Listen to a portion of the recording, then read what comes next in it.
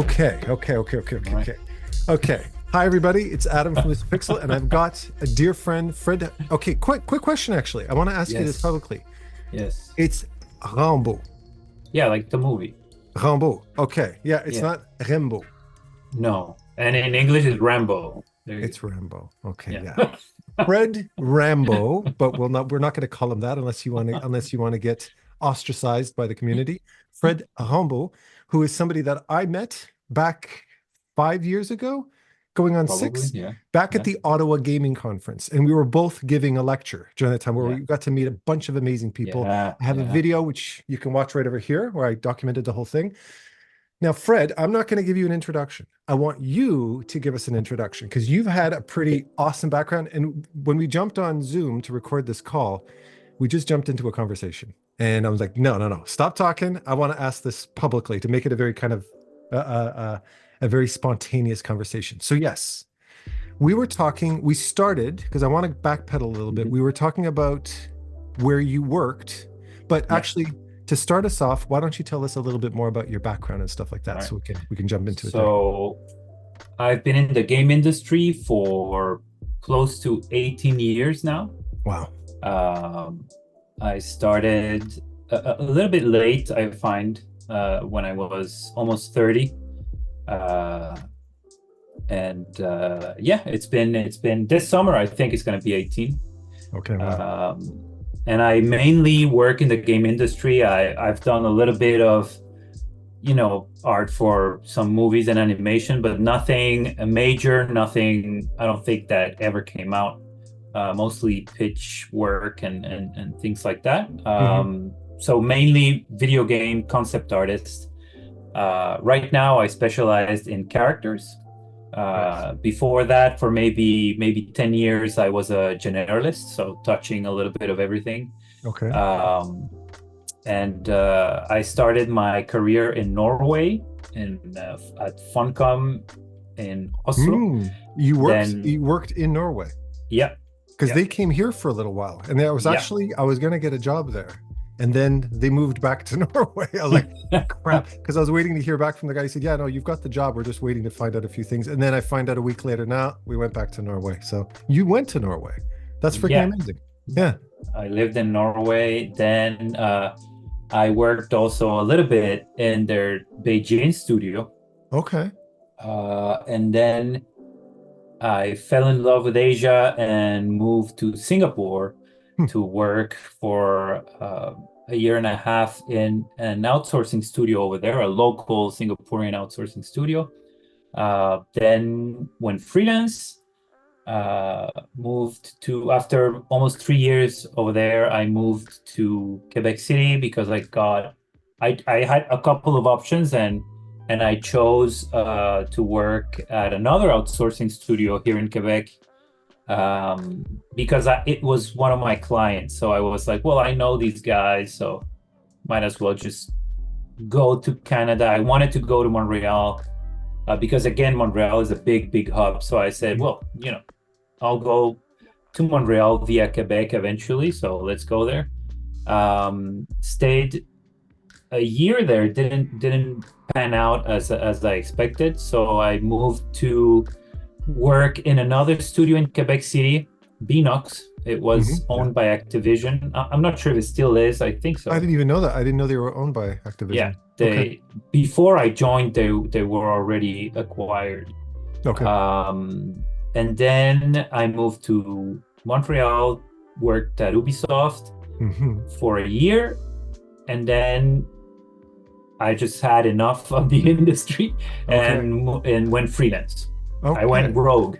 Okay. And how long ago was that? Let me see. I'm pretty bad with dates, but I remember my son's age. He was 4 or 5, so pretty much 10 years ago. 10 years ago, I started. I had freelanced, but 10 years ago was really when I pretty much became a freelancer. Okay. And I've gone back to studios, every now and then, maybe every 3 years or something. I go back but in my head it's always like, yeah, this is gonna be temporary. I'm gonna I'm going to go back to freelance eventually. So Right. it's always very, very short. And yeah, so then I just stayed freelance in Montreal for a couple of years. And at one point, we can go into details of why I chose to join the studio at Gearbox Quebec, so move back to Quebec City. It's and I did 3 years, almost 3 years, like 2 years and 10 months, something like that. Okay. As an art director there, and then went back to freelance in 2019 December. I quit. And yeah, so January 2020 I was a freelancer again. Okay. And yeah, it's that's pretty much it. My gosh, you've literally lived the life, man. You've been like, you're the James Bond of artists. Oh man, if I could if so I would have traveled, I would have continued moving around the world, but when I was a kid, we moved pretty much every 2 years. And it was really hard as a kid to do that. You know, you gotta move, you go to another country. Yeah. It's sometimes another language, another culture, you readapt, rebuild everything, then you move again. And it's and even if you go back, because we used to go back to previous countries that we had lived in the past, you're older, things change, people move on. Even if you meet the same people again, you have to like rebuild everything. And readapt. You know, you live in a place when you're a child, and then you go back when you're a teenage. Okay, they do this here now. Okay, now I have to learn how to do this. That's popular. That's not popular. So I didn't want to do that to my kid. No. And so that's the reason why I've stayed in between Quebec and Montreal for so long. Okay. And you're where now? You're in Quebec or Montreal? I'm still in Quebec City. Okay. And hopefully I can move in a year or two. Okay. But well, I'll stay in Canada. Again, because of my son. You know, if I have the energy, when he's independent, I'll probably be packing my bags and say, "All right, kid." You're on your own. You can find me in Australia. Good day. And now I'm on a plane, you know. But maybe I'll be too tired. But yeah, we would move so much. I've lived, so not on vacation. I've lived in, I think, 8 countries or something like that, more or less. And cities is around 10 cities or something like that. So yeah, it's exhausting. Well, yeah, the whole starting over is an exhausting process, whether it be with your life, or in your particular case, it wasn't just your career, but it was your livelihood. It was your home. It was your furniture. It's everything has to get up and move, right? But I mean, I didn't have that experience. I had that experience going from job to job and stuff like that. I definitely had that experience, but I tried my best to stay locally. I think I know the furthest I ever traveled for work was Ottawa. And I think it was actually prior to me working in Ottawa that I went to the Ottawa Gaming Conference. No, it would have been after. Yeah. But you didn't you work in Toronto or Ottawa? In or Ottawa. Something? I worked in the south of Ottawa in Nepean at Mercury Filmworks, where I was a supervisor for the Disney show. That was the last studio job I had before I decided to just work freelance and work from home, and that was the last studio job I had before I started LucidPIXUL. I had a couple little freelance jobs and stuff like that, but that's when I started my school. That's my full-time job since. It's been 10 years or a little bit more than 10 years? Yeah, right? It's going to be 10 years in 2025. I started in 2015. Yeah, officially. Yeah. I didn't know where it was going to go, but literally within weeks, I was booked solid. So that says something. And I've been booked solid since. So yeah, right. But for some reason, it scares me and to do it. And it's because and this is weird. I make some extremely risky choices and moves. And I've done them throughout my career, and I still do. And I think I'm a year or two younger than you, and this is really not the time to be doing those moves, but I still do them. You know, I still Okay. I quit when there's absolutely no safety net. I quit when my son was born. Mhm. And my art was crap back then, so Mm. there was zero Says confidence. Fred. I knew your art back then too. You Oh you no, never man, sucks. it was terrible. Okay. Um, so, but I've always been, I don't know.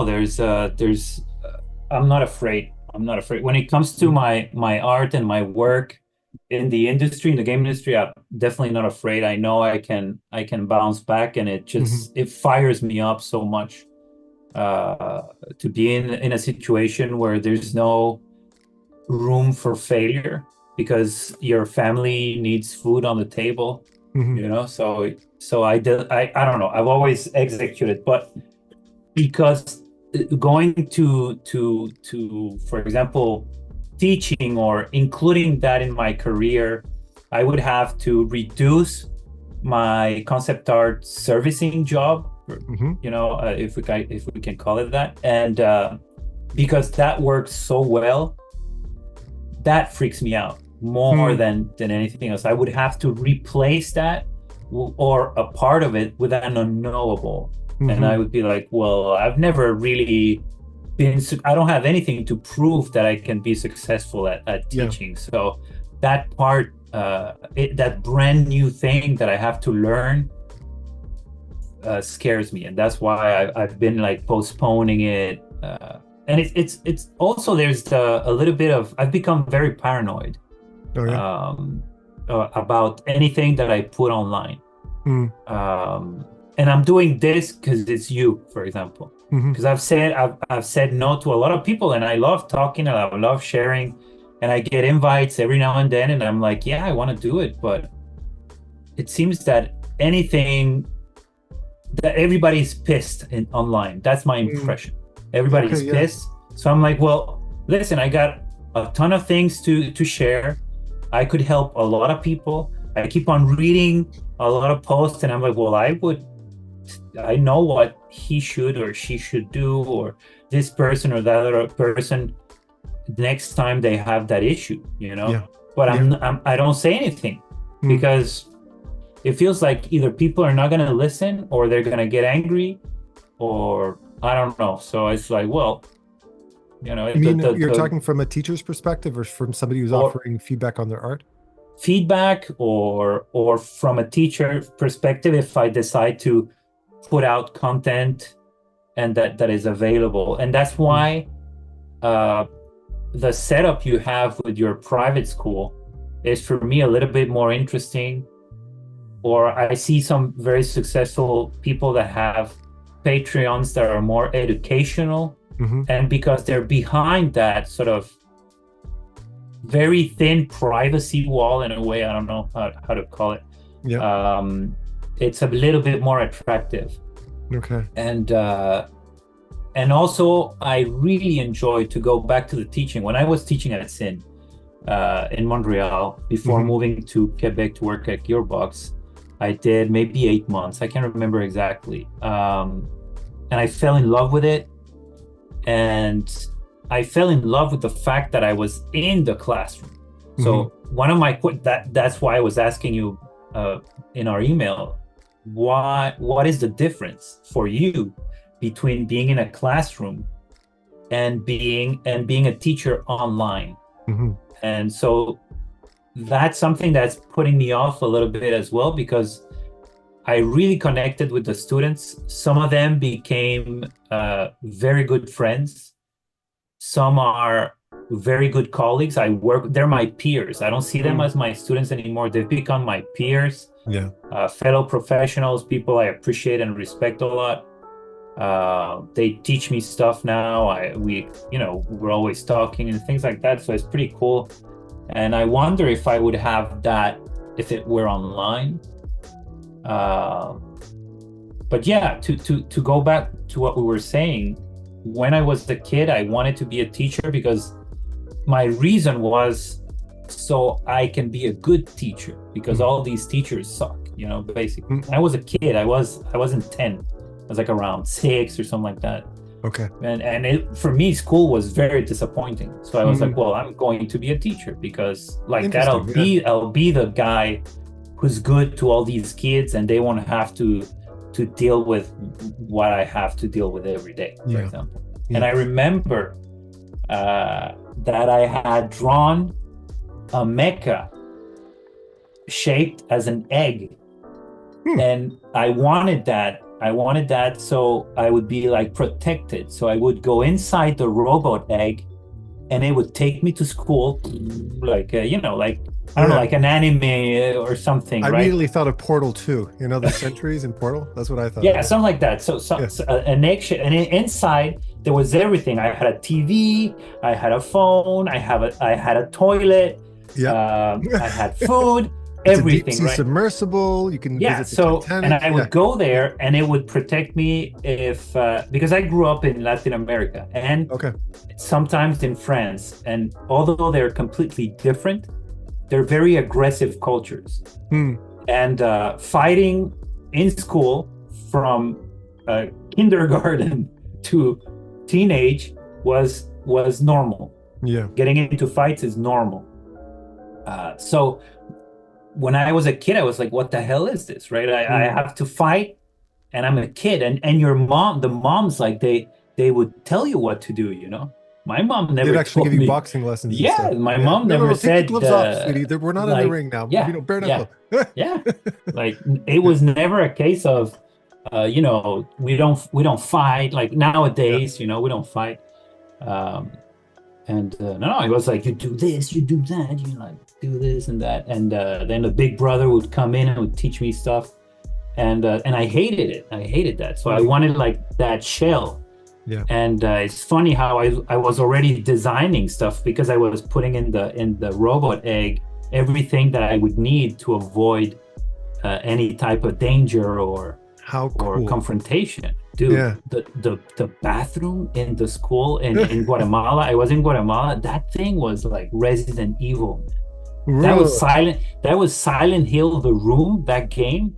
Silent Hill the Room. You're making it sound cool, but I don't think to a kid in elementary that would have been a lot of fun. And everybody was in there. So you would go in and you would see the high schoolers, and you're like this 5-year-old kid or 6-year-old kid in his first year there, and everybody's like looking at you like, and you're like, you just want to pee, you know? I'm sorry, I accidentally wiped my ass with your friend.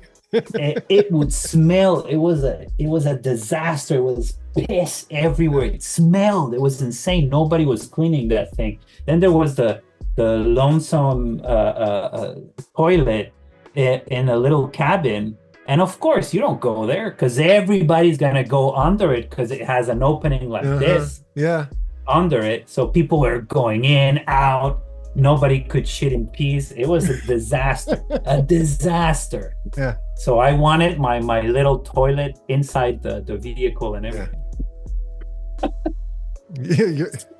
That's it's brilliant. So that's crazy. Absolutely brilliant. Yeah.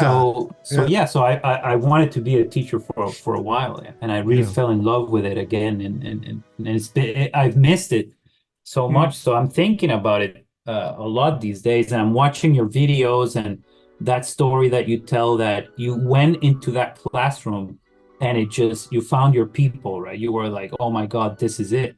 The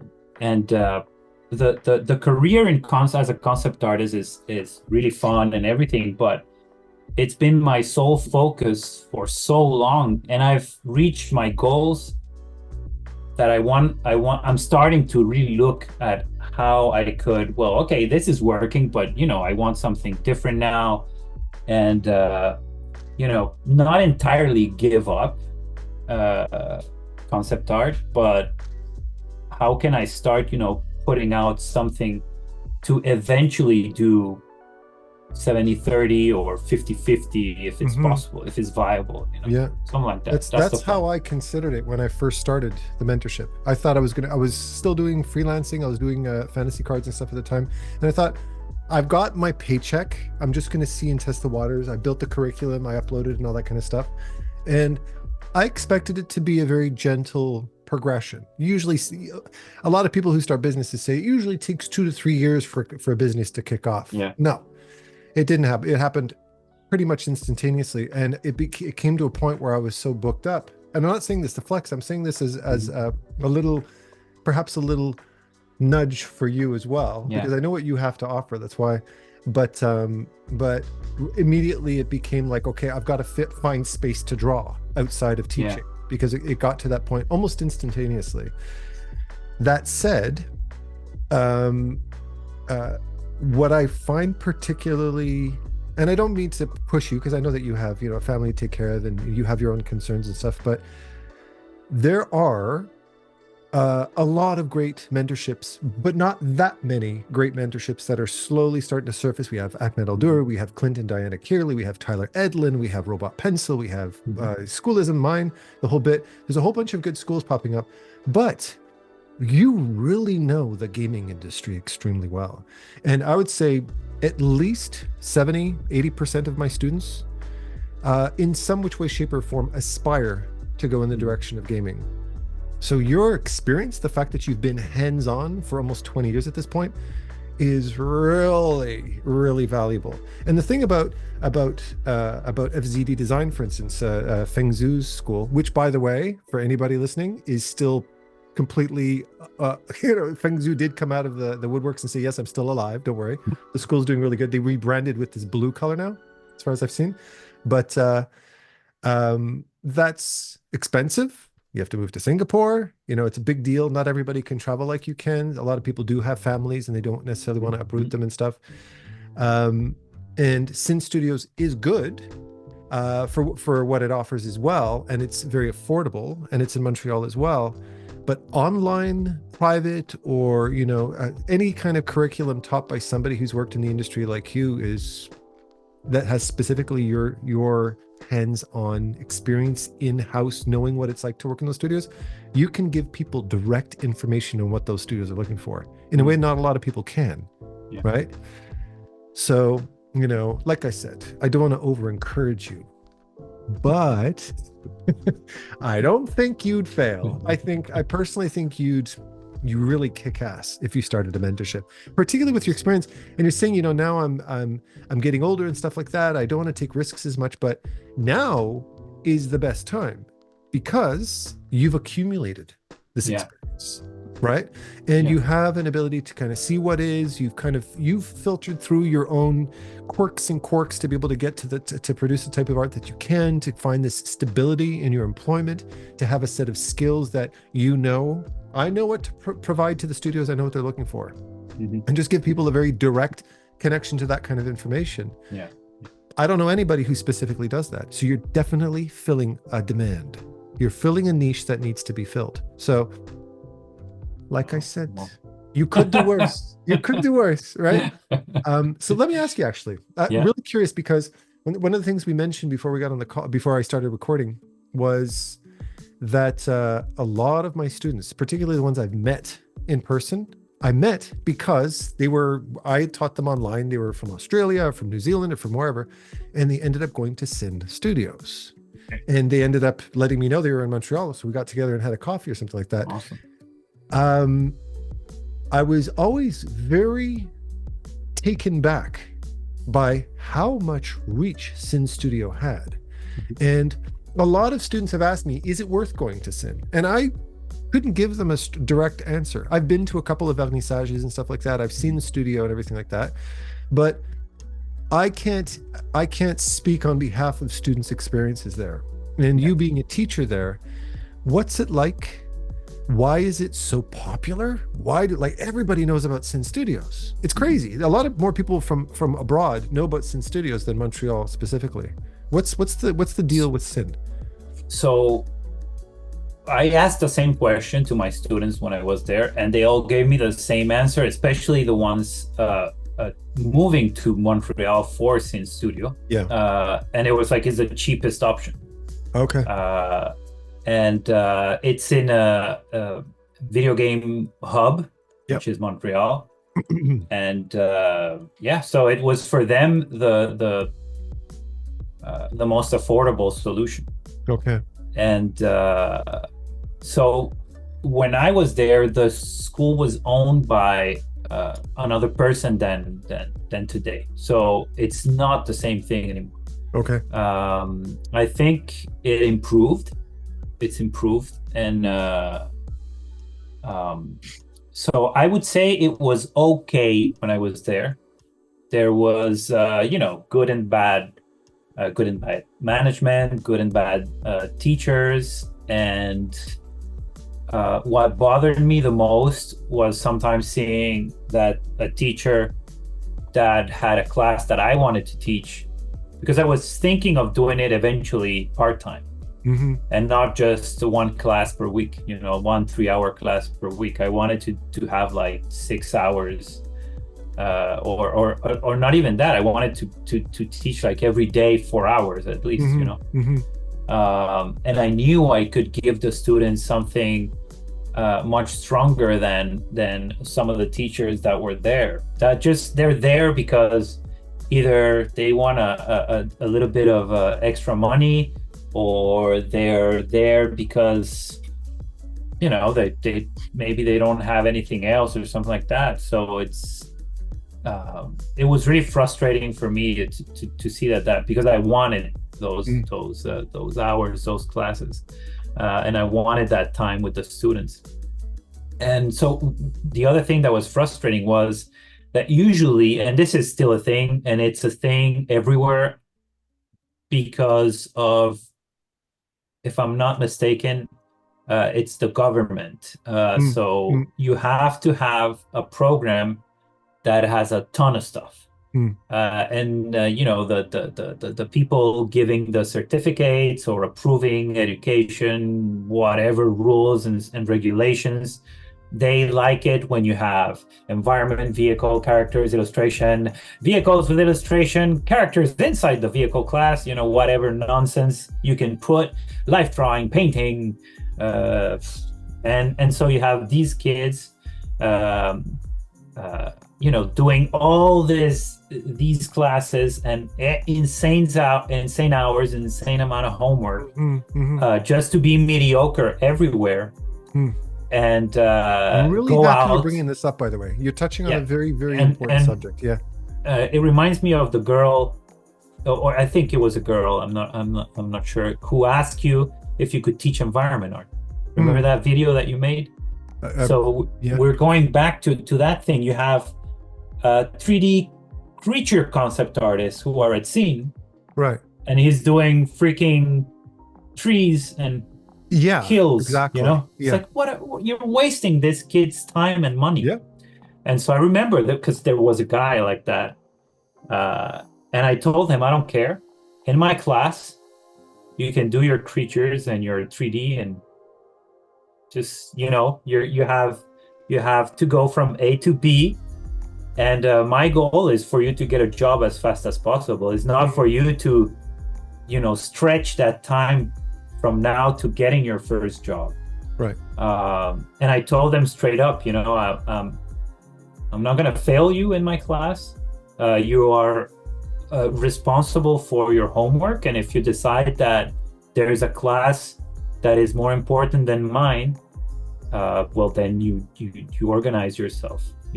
Because that's freelancing as well. As a freelancer, you sometimes have to take many clients. So you organize the priorities. That guy today, I'm just gonna do a couple of hours. That guy needs 8 hours, and so on. And so you have all these kids, and they all have different dreams, different specializations already at that beginner level. And we are wasting their time doing something else. The goal is for them to pay their bills as soon as possible and get in the industry. They can learn the other stuff if they're interested. They will learn. I'm learning a lot of stuff. You learn audio, video editing, motion design. That tons of years ago you didn't know about that. Now you do. So it's the same for them. If they had very specialized character track, environment track, and whatnot, you would see stronger students. Absolutely. Yeah. And those, but again, it's there are generalists, there are people who want to do everything. So I honestly don't have the solution. But that was one of the main points of discussion with the students. Yeah. That they felt that they had to do a lot of stuff. And I went through that in France. I wanted to be a comic book artist. So when I was 18, I moved to France because my dad's French. So that's why I was able to move from Latin America to France. I wanted to be a bande dessinée artist. Bande dessinée is comic books in France. Yeah. And obviously I face planted for 7 years, failure after failure. And at one point I was so desperate that I was like, okay, I need something's got to change. So I went to I decided I think one of my neighbors who was an opera singer, and he was older than me, for some reason we became friends, and he just laughed when I told him my life story. Okay. And he told me this is like life, like the wheel, because he had the same issue but with music. Yeah. And it's the same thing. Yeah. So he said, when I was your age, I was, wanting to be a rock star. I wanted to be the next Oasis or the next Robbie Williams back then, in Europe. Yeah. And I was sending my little cassettes to every publishing music house, and of course it wasn't going to work. And I was working at this and that clothing shop in Europe, selling underwears for girlfriends who came to buy underwears for their guys, and I wasn't doing music. And eventually I decided to go drop everything, be smart about it, go to the conservatory, do my 4 years or whatever he did there, get his diploma. And now he was working as an opera singer, living his life really well paid in the music industry. Instead of being in the cashier at a clothing shop or whatever. Yep. And back then I was a cashier at, in France, there's these sort of weird magazine kiosks, and they're called Bureau de Presse. And you go in and there's tons of magazines from France and all over the world, and cigarettes and Lotto, and you buy your Lotto, you buy the newspaper, and that's it. So I was a cashier at one of those, and so he laughed, right? You're there at that job instead of being in the entertainment industry or the art industry or whatever it is, that you want to do. Yep. So stop fooling around, go study, and you'll meet new people, you'll get contacts, teachers and students, you'll start building your network, and you'll learn some stuff. Not everything is going to be but you'll learn. So that's what I did, and I started going to all these exams, the usual nonsense of art schools where you have to pass a test and all that, as if you're going to have the level that is required, right? So I did. I and it was funny. I because I had done the test when I was 18 to Beaux-Arts, the fine art schools in France and whatnot. And I was so bad that people just told me, you forget about it. It's not happening. And so 7 years later, I think, 24, 25, I went back to all those schools. I went fine arts in a couple of places. There's Angoulême, the big comic book show has the fine arts / comic book school. I went to Les Gobelins, which is the insane animation school. Well. Nice. And so I applied everywhere, did the tests, and it was so funny. Like the fine arts schools, they were like, one teacher took me aside, and he's like, dude, I can't do this to you. You're going to ruin 5 years of your life. You're what, 25? You're going to come out of here knowing nothing Mm. 5 years from now. Go Who work. told you this? One of the teachers in the fine Okay. art school. There's people who don't know how to draw like you, Fred. And he called the students in third and fourth year that were helping out with the exam, and all the teachers like, tell him please. And they were like, there's teachers who can't do what you do, because I had drawn something, and you're gonna waste your time here. This is not a fine art school per se, like a classic drawing, like what we think is a fine art school. This is an abstract communication school. Like they had become that. Yeah. So it was at a time that you probably remember that realism in fine art, poof, was out the window. Yeah, we didn't have any of that back then. Yeah. So then I went to Les Gobelins. They're like, you're too old. You passed the test, but you're gonna be 25 when you start. And so that's the 24 is the age limit, some bullshit like that. Really? Yeah. Okay. And so I went to a mediocre graphic design school in the south of France. Did 3 years. I did so many softwares. Oh my God, it was ridiculous. I learned I went to a Flash class. I have my sob story about that too. Yeah, for sure. MagiSQL or some other coding, C++, all that nonsense, and then a PHP. Oh God. Director. You remember Director, that software? Director. Just the thought of it is filling me with feelings of cold sadness in my heart. Quark Express. Yeah. InDesign, Illustrator. My Photoshop teacher, what he did, the class was the Adobe tutorials that are inside Photoshop. That obviously I had already done. No shit. Yeah.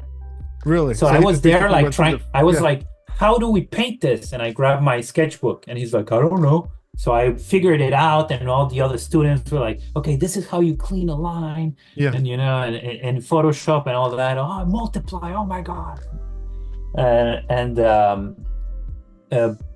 Introduction to 3D. So I did 3D Studio Max, Maya, and a ton of other stuff. We were doing collage, and I was like making these advertisement with newspaper and magazine collage and stuff like that. I mean, typography, perspective, architecture. I can't remember. Yeah. So there were tons of things, and I honestly had a blast because I was finally doing something. Yeah. And I felt like, although I had no clue where I was going, I wasn't the loser trying to do comics anymore, Okay. So, and everybody was there, and they were all very young, so they were teaching me about. I had never touched a computer. Really? Okay. I knew Yahoo Mail, and that was it. I knew how to scan my pages to send them, because you had to scan the pages, send them, prepare the portfolio, and send it, right? So all those kids like, dude, this is a forum. It's like, what is a forum? Like, come on, Fred, Jesus, this is the forum. This is where you post your art. It's like, what? All that stuff. This is a computer. This is what you do. Do you have I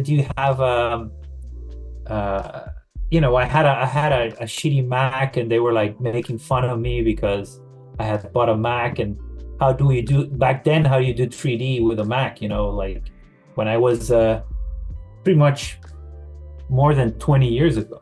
Yeah. So they taught me everything, and at the end, they even bought a tablet for me because they were like, "This guy's lost. This old fart's lost. So let's just get him the tools." So all these kids, like a pity purchase, basically, came together, and they brought a tablet. It wasn't a Wacom. It was I don't know what it was. Put it in your hand. And I was like, you stick it in your eye. No, because I was broke. I was completely broke as well. Yeah. I was living in a horrible place.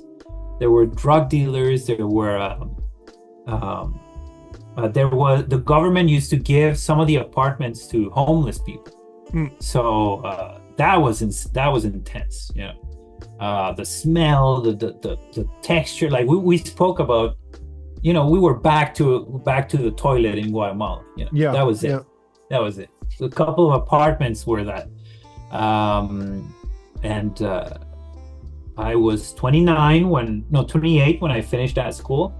And coming from a Latino background, which is, I'm not saying the same, but it's very similar to any Asian, African upbringing, where you have to be a doctor, an engineer. Nobody knows what an engineer is, by the way, but you have to be one. Or so it's a lawyer, right? The three. Yeah. And you have to be that. And if you're not, you're a bum. You're nobody. Yeah. And they educate you to not to encourage you, they educate you through fear. So you will never amount to something. You'll always be nothing unless you do these things, you know.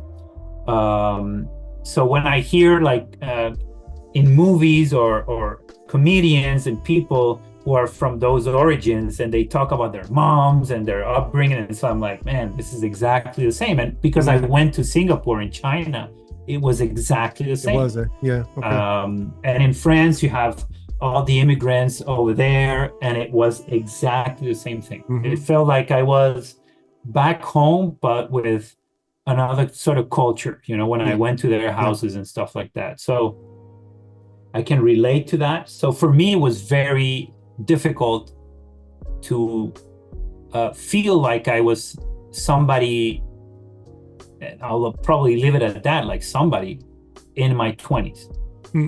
It was pretty much like the loser etiquette on my forehead for 10 years. So when I was in that school, when I was from 25 to 28, I felt like at least I was in the path of something. I didn't know what was going to happen. Saying you wanted to be a character designer for whatever, for the entertainment industry, was out of the question. Because if you said that in France back then, I don't know if it's the same today, people would immediately destroy you. Because again, it's very, although it's in Europe, it has a lot of similarities in how people educate their younger generations. So it's always like, just, you know, they'll bring you down constantly. So saying that listen to this, man, saying that I was going to go to Montreal to work in the game industry was almost the same reaction as if I had told anybody anywhere that I was grabbing a backpack and going to Hollywood to be the next Robert De Niro. The amount of ignorance of the people of teachers and in the scene in France. And everybody was super bitter and aggressive, and so I was like, so I remember when I was the first day, everybody's like, what do you want to do? Character designer. And I'm like, I just want a job. I just need a job in the industry. I don't care. Graphic design, I'll do logos, I don't care. And that's what I did. I did you know, business cards, logos, website stuff. You know, the stuff I was doing back then, like the most memorable was this big company outside in another city. I had to travel by train or bus for hours to get there. They were doing everything sports related. And they were like doing, so Tour de France, like the biking competition in Europe. So Heineken is one of the sponsors. So I go there with my markers, with my Copic markers, you know, and it's called Roughman. "Ouais, c'est qui le nouveau Rothman?" You know how French people like, Yeah. c'est qui? Who's the new rough man? Ouais, Yeah. c'est Fred, viens ici. Yeah. Oh, they were referring to you as being the rough man. Yeah, c'est Okay, yeah. Rothman. C'est qui le Rothman? Who's the Right. Rothman? Oh, it's that guy. Okay. So so that's the position. It's Rothman. So Yeah. it's hilarious. Like you're the scrub, you're the newbie, basically. Yeah. Yeah, okay. Yeah. But it's called Rothman because you do the roughs with markers. Oh yeah, you have all the shit work nobody else wants. Yeah. Yes. So Yeah. it's like, Fred, we had, and this is for people to understand back then how it was. Yeah. And I love your video of guys, you know, the wheel is turning. It's always the same. I did traditional. I had to learn digital, and then this happens, this happens, this happens, and AI is now the thing. Mm-hmm. Mm-hmm. We can talk about that later, but Yeah. what people don't realize is that they seem to completely shut down all the years that have been behind them. Yeah. Because they don't know it, so they shut it out. Yep. And instead of learning from all that past that is part of their industry, part of their artistic education, and they focus so much on the problem right now that's frustrating them that they don't stop for a second to think that, well, if AI is the problem today, or the problem is a problem or a source of frustration today, what's coming in 5 years? What's coming in 10 years? What's coming in 15? Because it's always been like that. Yeah, So well, like, we're old enough. When you've been in the industry long enough, you can say, okay, I feel the pattern. I feel history repeating itself. But for a lot of younger artists, all they know is that they love to draw, they want it to be artists, and all of a sudden somebody types in a prompt and all of a sudden there's this beautiful looking drawing sitting there. And it's understandable if you haven't been through that experience, if you haven't been able to make that comparison, where that's terrifying. Yeah, it's terrifying. I'm scared. But I choose to, again, probably with experience.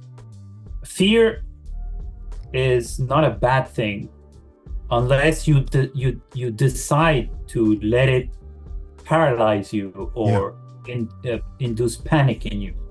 I'll tell you something though, just to kind of tap into that AI thing. And it's funny because AI has found a way to creep into artists' lives. And it's doing so in a very gentle way, but well, we'll see where it goes. Like you said, Fred, we'll see where it's going to be in the next 5-10 years. But for instance, Pinterest, I'm out referencing images for Pinterest. I have a vision. I know what I want to draw. I know what kind of information, what kind of visual language I like to communicate. I love what colors and stuff like that.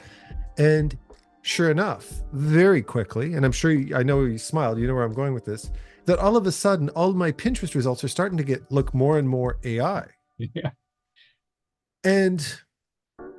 But these are images which I am actively looking up. It's it's feeding into a certain visual algorithm that appeals to me.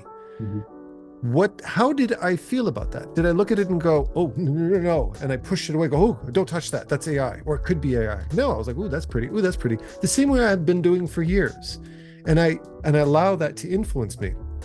What ended up coming out at the tail end of that, once I regurgitated it through my own artistic digestive system, was a unique form of self-expression, something that AI couldn't do because it doesn't understand my references. It doesn't understand what I like. It doesn't understand, my last piece, which was a bit of an homage to the Eclipse and to Elden Ring and all that kind of stuff, that it doesn't know. So the fact that I'm communicating that message to my audience is exclusive to me. Why would AI give a shit about my personal taste? But that's the artist. The artist is the taste, right? So the fact that AI seeped its way into it, I saw it sitting, I see AI sitting in the middle of the road while I'm trying to drive down the street. It goes, hi. I was like, yeah, I know you're there. It's okay. You're not fucking up my process at all. So it's okay. I'll let you pass. But that's the thing. We'll see if AI comes in and starts causing damage to my process, then I have issue with it. But if it's enhancing my process, if it's giving me a better sense of the algorithm of my mind, cool. Yeah. It's a tool in that case. And I'm fine. I can embrace it as a tool in that regard. Yeah. Something I've said years ago, right? But here's a question for you, actually, because here's the thing. You mentioned something before that's been a topic of discussion that I know can be a hot take for a lot of people. And that is the discussion of, in a studio setting, working in a gaming studio setting particularly, being diverse versus having a specialty. Having a diverse set of skills, being a bit of a generalist, as you said you were at the beginning of your career, versus being somebody who's more specialized in character design. From a director's perspective, from somebody who did the hiring, from somebody who is in that management position, for somebody who's been working in it for 20 years, what's your opinion of those two? What would you promote as a professional? It's always different. It's always a case by case, depending on the company, and inside the company, depending on the team, and then the budget. It makes me laugh sometimes when I hear artists complain that we should all have like a set rate, and people are asking for less, and blah blah blah, and it's hurting. It's like every time that I've tried to hire somebody, I don't have insane amount of money. I have very little budget, and it hurts me so much to okay, I can't hire all these people. I have to hire a younger artist, etc., etc. So you have to like make do with what is available. And as a director, I wasn't able to hire who I wanted to hire. I was hiring who I was able to hire with the means I had. And I don't mind, and this is just me, I don't mind. I'll build a team depending, right? So yeah, if for example, there's one guy who can do everything, then whoever I bring is okay if that person just does characters. But that means that if I hire a third person, that person better be an environment concept artist. Yeah, for the balance of the team. Yeah. So you're just like playing Tetris. Yeah. I don't think it's a problem. I never put any pressure on any of my guys to do something they did not want to do. But that's a very special case because I was an artist. So I was trying to make them do their best work how I thought, also how I did my best work. So I was sort of treating them the same way some of the best art directors have treated me. Yeah. I don't want to set them for failure. But now I can answer your question. Actually, I cannot answer your question, but I can give you some examples of experiences that I've had with all other types of art directors. You have the art director who knows how to use you, so you deliver your best. Yeah. Like, so they know what to give you, and you're going to just kill it. Yeah. Then you have the art director who thinks that every artist should be the same, and that every artist should produce the same result, same technique, same visuals, no individualism. You're just like a printer executing, and the guy next to you should be a printer executing the same type of visuals. And if you don't give them that, they get all panicky and flustered. Yeah. And it depends, and again, case by case scenario, where you are, what country, which is insane. Really? Okay. The country has a big influence on that? What country, what culture. So one of the things that I was told when I came to work here in French Canada was, we have less artists. It doesn't mean that we don't have artists here. We have less artistic people and more technical people. Right. We are better at executing, at knowing the tools, than at inventing amazing, beautiful art. That's a French Canadian speaking. I'm quoting. I'm not inventing. No, you're spot on. It was usually, I know for me, I was always my technical skills were always very highly in demand, and my personal form of expression. No. Don't take risks. Just do that. Yeah. That makes a lot of sense. And that's been for me a source of a lot of frustration. And many of the art directors here, and again, I'm quoting, especially when I went to Ubisoft, like people that were there for years and years, like they showed me around and they told me, like, be careful of that guy, be careful of this guy, and all that stuff. And in French, I don't know if there's, I think it's doorknob art director. What's the expression in French? Either poignée de porte or okay. You can say doorknob, like kind of a bouton manchette. Not necessarily a jerk, but it sounds like doorknobs or knobs sounds like a jerk, like a dumbass. But they also say here in Quebec, bouton manchette for cufflinks, because they're so technical and so detail oriented and not artistic at all that they cannot see the big picture. They'll zoom in on insignificant stuff like zippers, shoelaces, cufflinks, and doorknobs. You know, you give like, them. Yeah, it's like I guess the way you could describe it would be well, one of it is that they micromanage. Yeah. Right. Micromanagers, the people who like they fiddle over every stupid detail and you can't even breathe around them. I've worked with directors like that. It's exhausting. Terrible. It's exhausting. Nobody likes working in any domain. It sucks. The other thing, it can be just an indication of over control. Generally speaking, where it has to, I've worked with people like that where it has to look like that. And I'm like, buddy, everybody's got their own, I'm an artist. I'm a human being. My voice is not going to sound the same as somebody else's. We're different people. No. Yeah. Right. So it becomes frustrating. And then what adds insult to injury is, okay, maybe you're struggling to keep up with that particular style, but then it goes a step too far when they start to question your competence due to your inability to adapt, when that might have nothing to do with it. So a lot of younger artists walk away with their tails between their legs thinking they suck, when in fact, they're just not compatible. And you have to be able to make that distinction. Experience teaches you that, right? And that's what I was mentioning in my email when I said, how do you survive all those years of suck as an artist?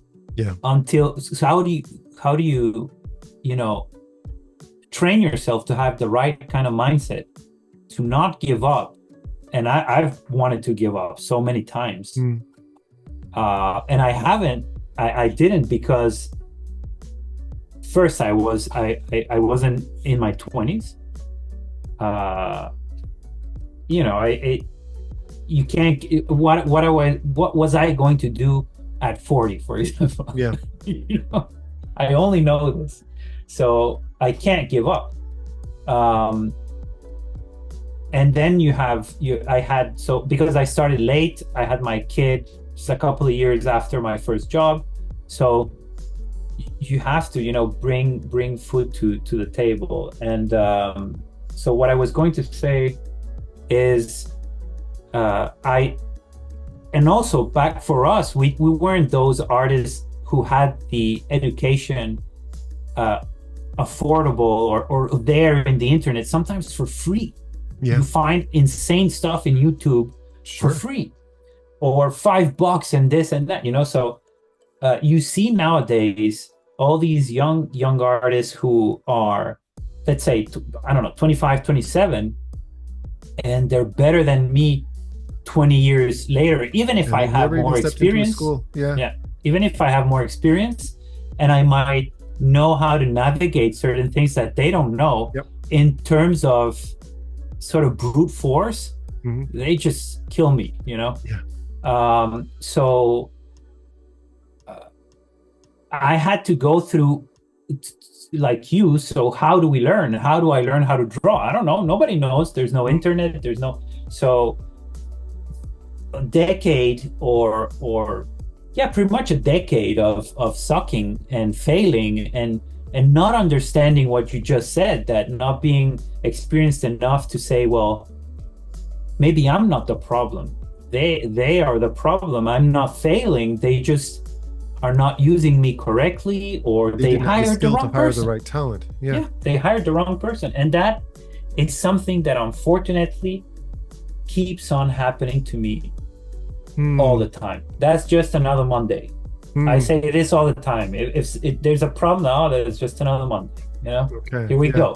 Here What we do you mean go. specifically when you say it's just another Monday? You're saying that you have to deal with people that ask the wrong thing of you, or what are All you the referring to? time. All the Okay. Yeah. time. I just spent out of 3 years, 2 years working in the wrong project, in the wrong company. 2 companies. Because I quit. I quit the first one. It's like, what the hell is this? I'm out. Yeah. And then do a little bit of freelance. It's okay. Jump on another one. Doesn't work out. A year later, I'm out. Talking about risky decisions. Yeah. I quit my job, super well paid, in the middle of this explosion of the shitstorm of the industry right now. Yeah. And these are the moments I'm not afraid of. It's another Monday again. What gave you the deal. courage to just say, you know what, I just can't keep doing this? Like what it had to be a strong enough incentive in your life to say, I know the risks I'm taking, I know the salary cut I'm taking, but I'm gonna do it anyways. What gave you the courage to be able to make a decision like that? It's always been the same decision. It's because I started late.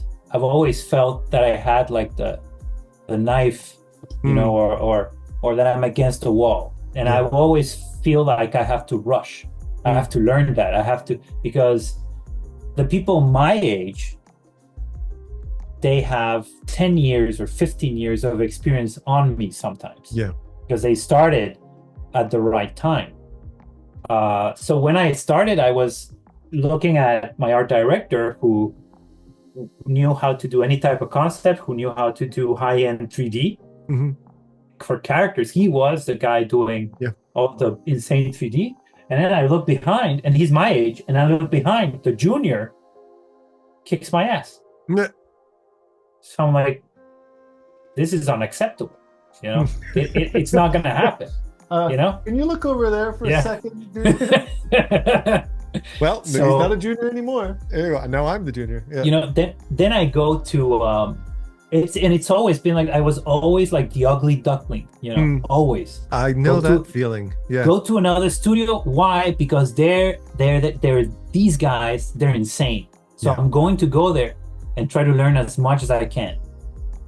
Then I go to another place, and same, and sometimes you're dealing with people who are extremely good at what they do, and they know it, but they're younger than you, so they're little shits, and they treat you like okay,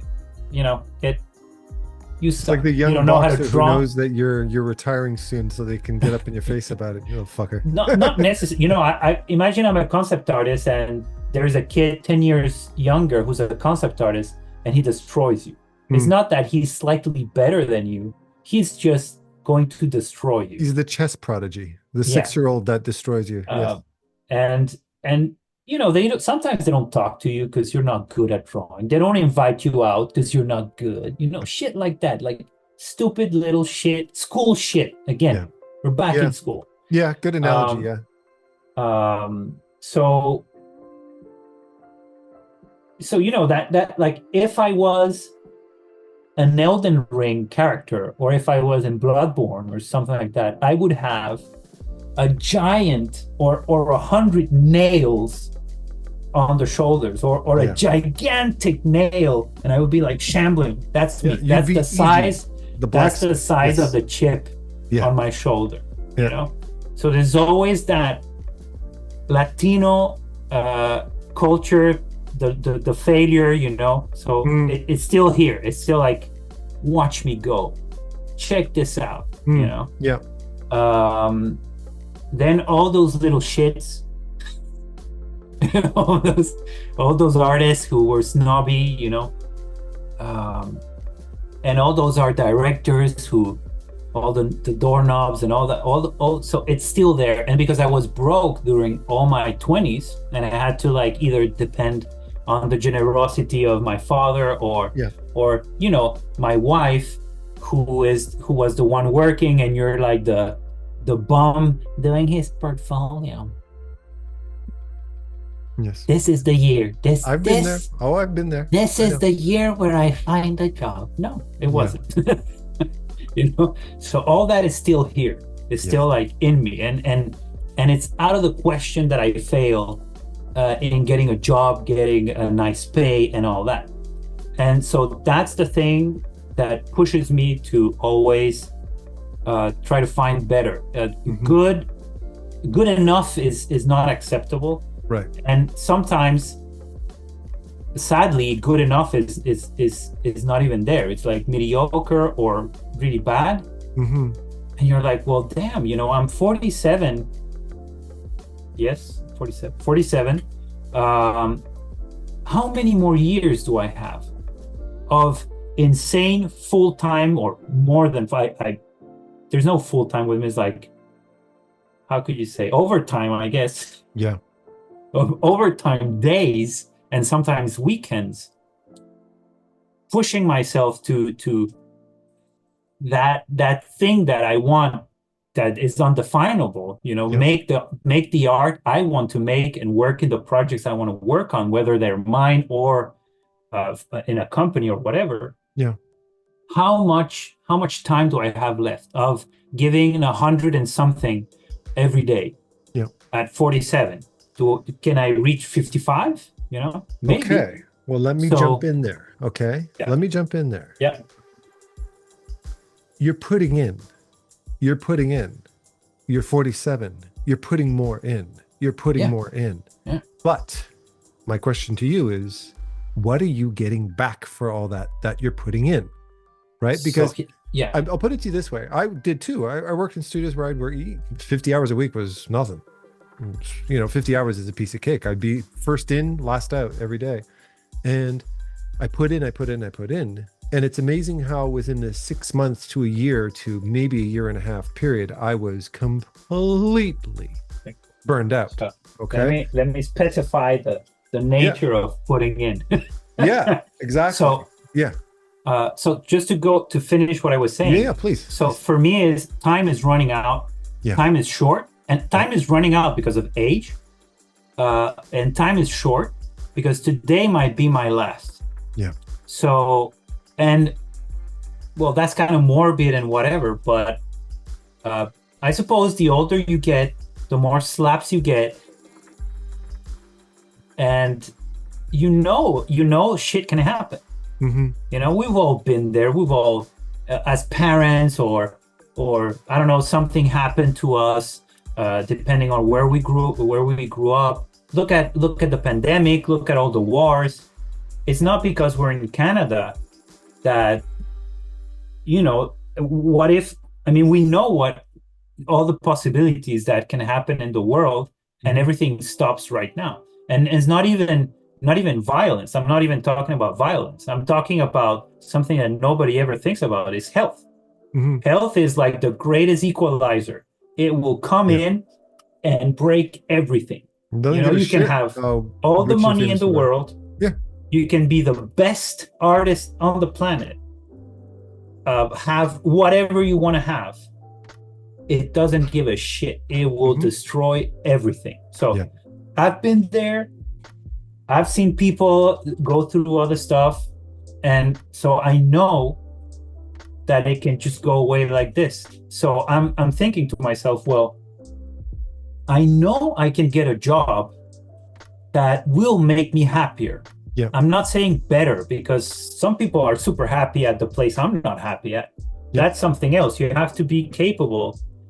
And I think young people are not. You have to be capable of blaming the right culprit. And usually it's me. The studio was there before me, and it's going to be there after me, that freelance job, that art director, that thing. And there's people thriving. Yeah. I'm sitting next to sometimes concept artists, concept after update, it's a home run. It's a complete knockout. Yeah. Incredibly intimidating. And there I am failing. And immediately my first reaction, I said, oh, this place sucks. Oh, this guy sucks. Wait a minute. Everybody's super happy here. You're not fitting in. Who's the problem? Maybe it's you. So I understand it because it's happened to me many times. So I know that with my experience and my skill set, I can find something that is more suited for me.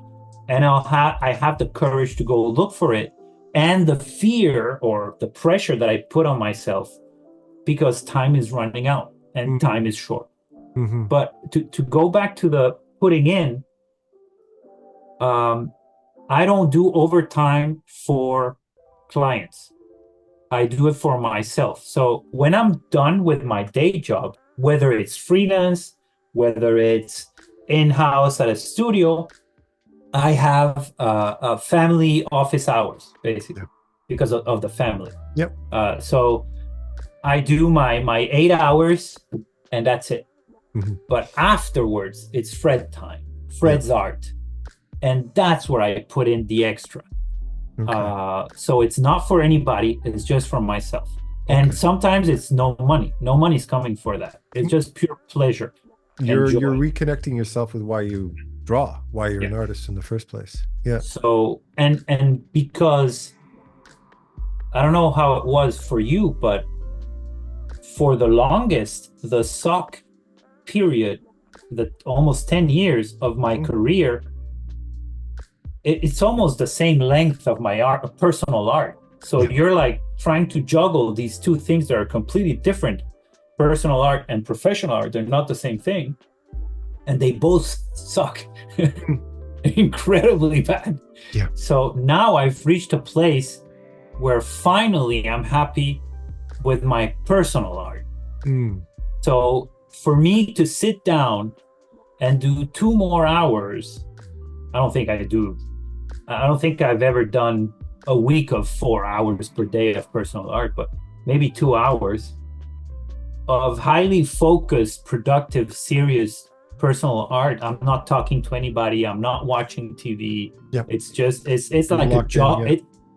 It would feel like a job, but for me, it's like as incredible and satisfying and fun as watching your favorite movie, reading your favorite book, comics, whatever, playing your favorite game, going out with your best friends, going out with your wife. Like, it has that same level of happiness. So it's not as if I'm like dying, and and with age you understand how you function and you're not gonna burn yourself out anymore. I would, when I was young, I would do the dumb thing of it's 4 a.m. This is my drawing. Oh my God, you're just at full speed towards the wall.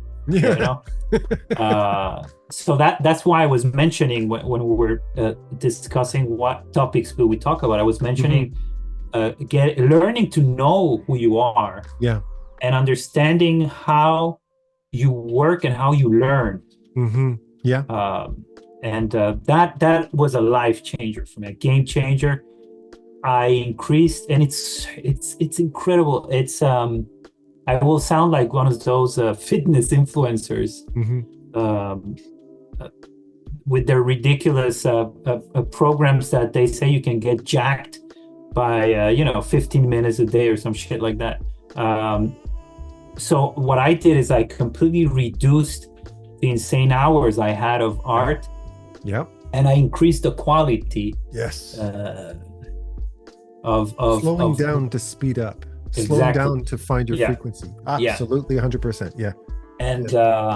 And I tried to focus a little bit more. So I took out all the stuff that everybody does, like the music, the TV, the YouTube video, and all that. So I took it all out just to try it out, and I was so surprised to see how faster I got. And I've always been fast. It's always been a thing that I'm proud of, because it was my weapon against the shitty, snobby artists, Well, you did a beautiful drawing, but maybe my ideas are not that beautiful, but I have 10, so suck it,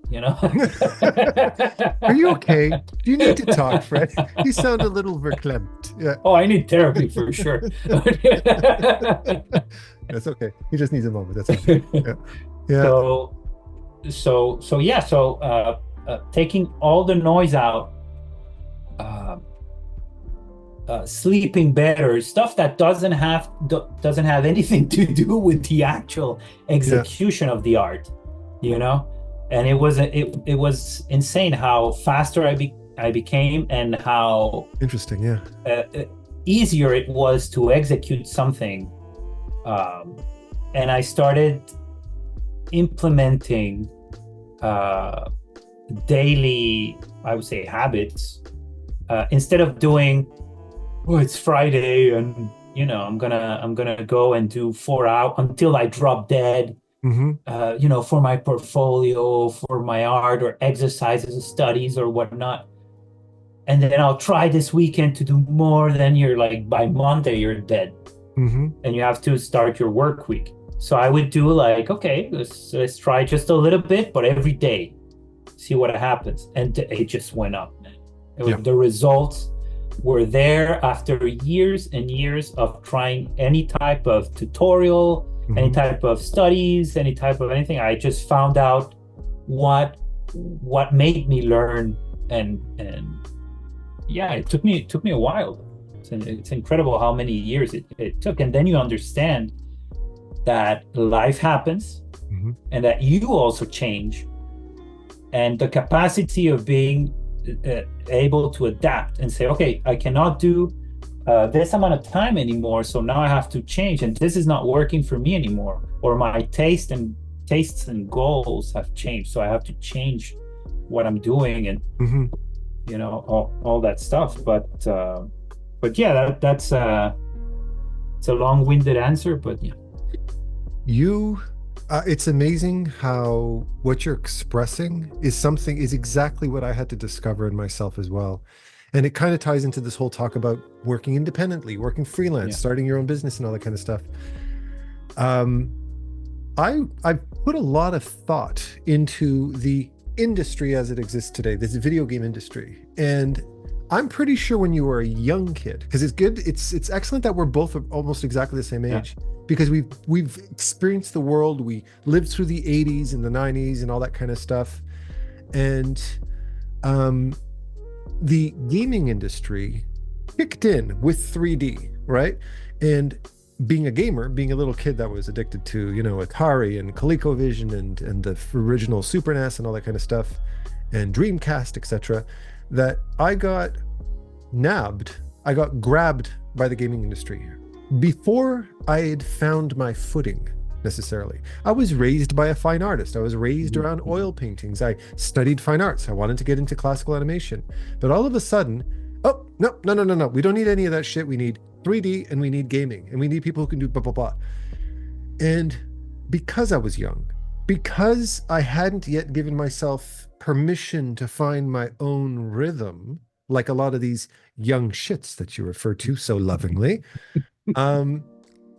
I had my rhythm hijacked very, very early on in the game. And as a result of it, I did what anybody who wanted to get a paycheck did.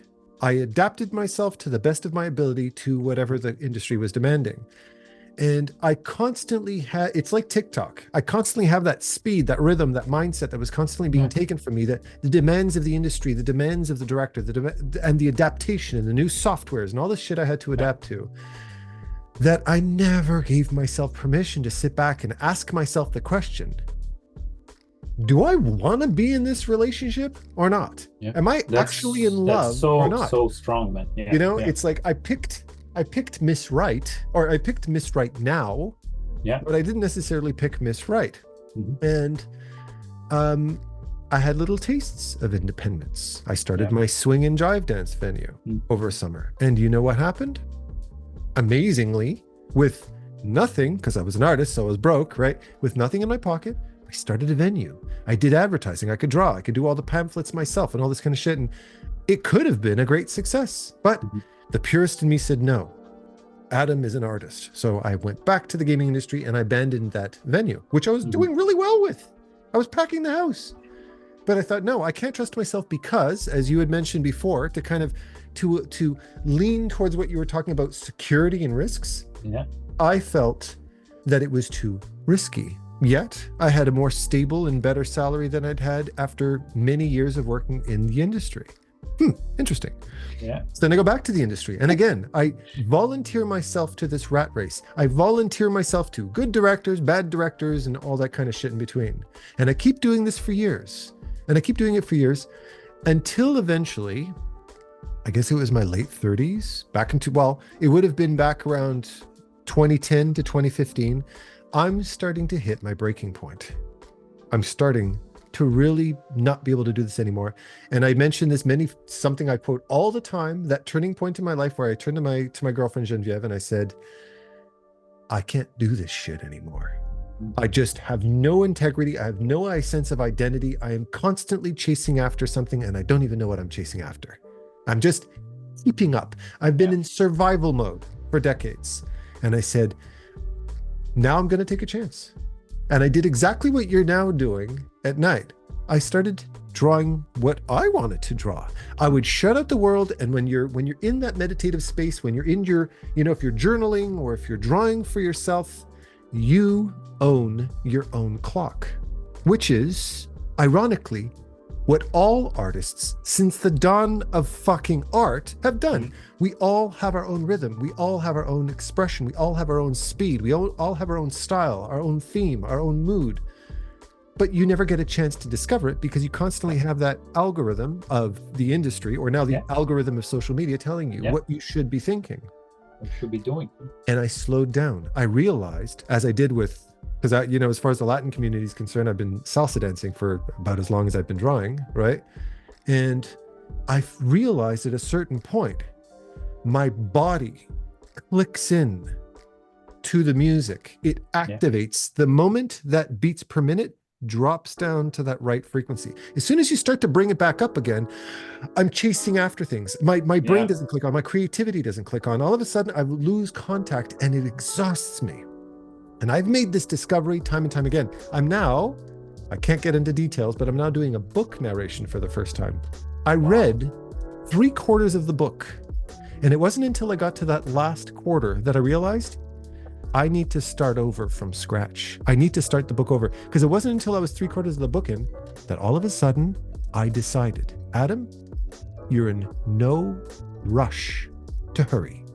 Yeah. And you slow yourself down. All of a sudden, every word, every thought, every feeling flows. All of a sudden, I went from forcing myself through 5 pages and feeling completely burnt out and knowing I would have hours of editing, to all of a sudden being able to read 4 chapters in one sitting with maybe 3 mistakes. And I felt every word that I wrote. And the same thing happened to art. You find your speed, you find your frequency, because if you don't find it, you're never going to find it. You're going to be chasing after things. And to address your fears and your insecurities about taking a risk, Fred, you've been risking everything for 2 fucking decades. You've been living in burnout mode for 2 fucking decades. And I know your art. If you're capable of doing what you're doing under that level of stress, you have no idea how amazing you can, how amazingly you can push yourself when you own that clock, when you own that style. And there's no risk. If you think of every fucking artist out there that you look at and go, holy shit, they're amazing.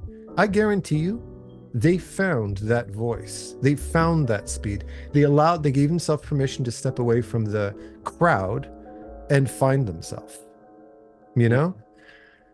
Honest to goodness, you've really got nothing to fear. In fact, the industry as it exists right now is what I'm feeling. It's starting to pull apart. I'm really starting to feel that. If you look at the Blizzard stories and all these different companies that are being ousted for abuse and for exploitation and for all that shit, they're starting to be called out. Big name artists are sitting there going, you know what? It's not worth it. It's not worth the burnout, man. And a lot of these people end up going freelance like you, and they find amazing success. But let me ask. That's why I went freelance. What's it been like? How's that changed your life, deciding to own your own clock in that regard? I can't work in house. I cannot stand the bullshit anymore. Like you said, there's always assholes everywhere. Yeah. I cannot stay silent Yep. when it's happening in front of me. Yep. And I'm sure I've been the asshole sometimes, you know. Yep. It's we all make mistakes, but I have a lot of trouble if my leader is not up to my standards. Mm-hmm. I can't work for somebody if I don't think they're doing a good job. All the you have no idea. Well, you do because you've been there. How much? I mean, people don't have.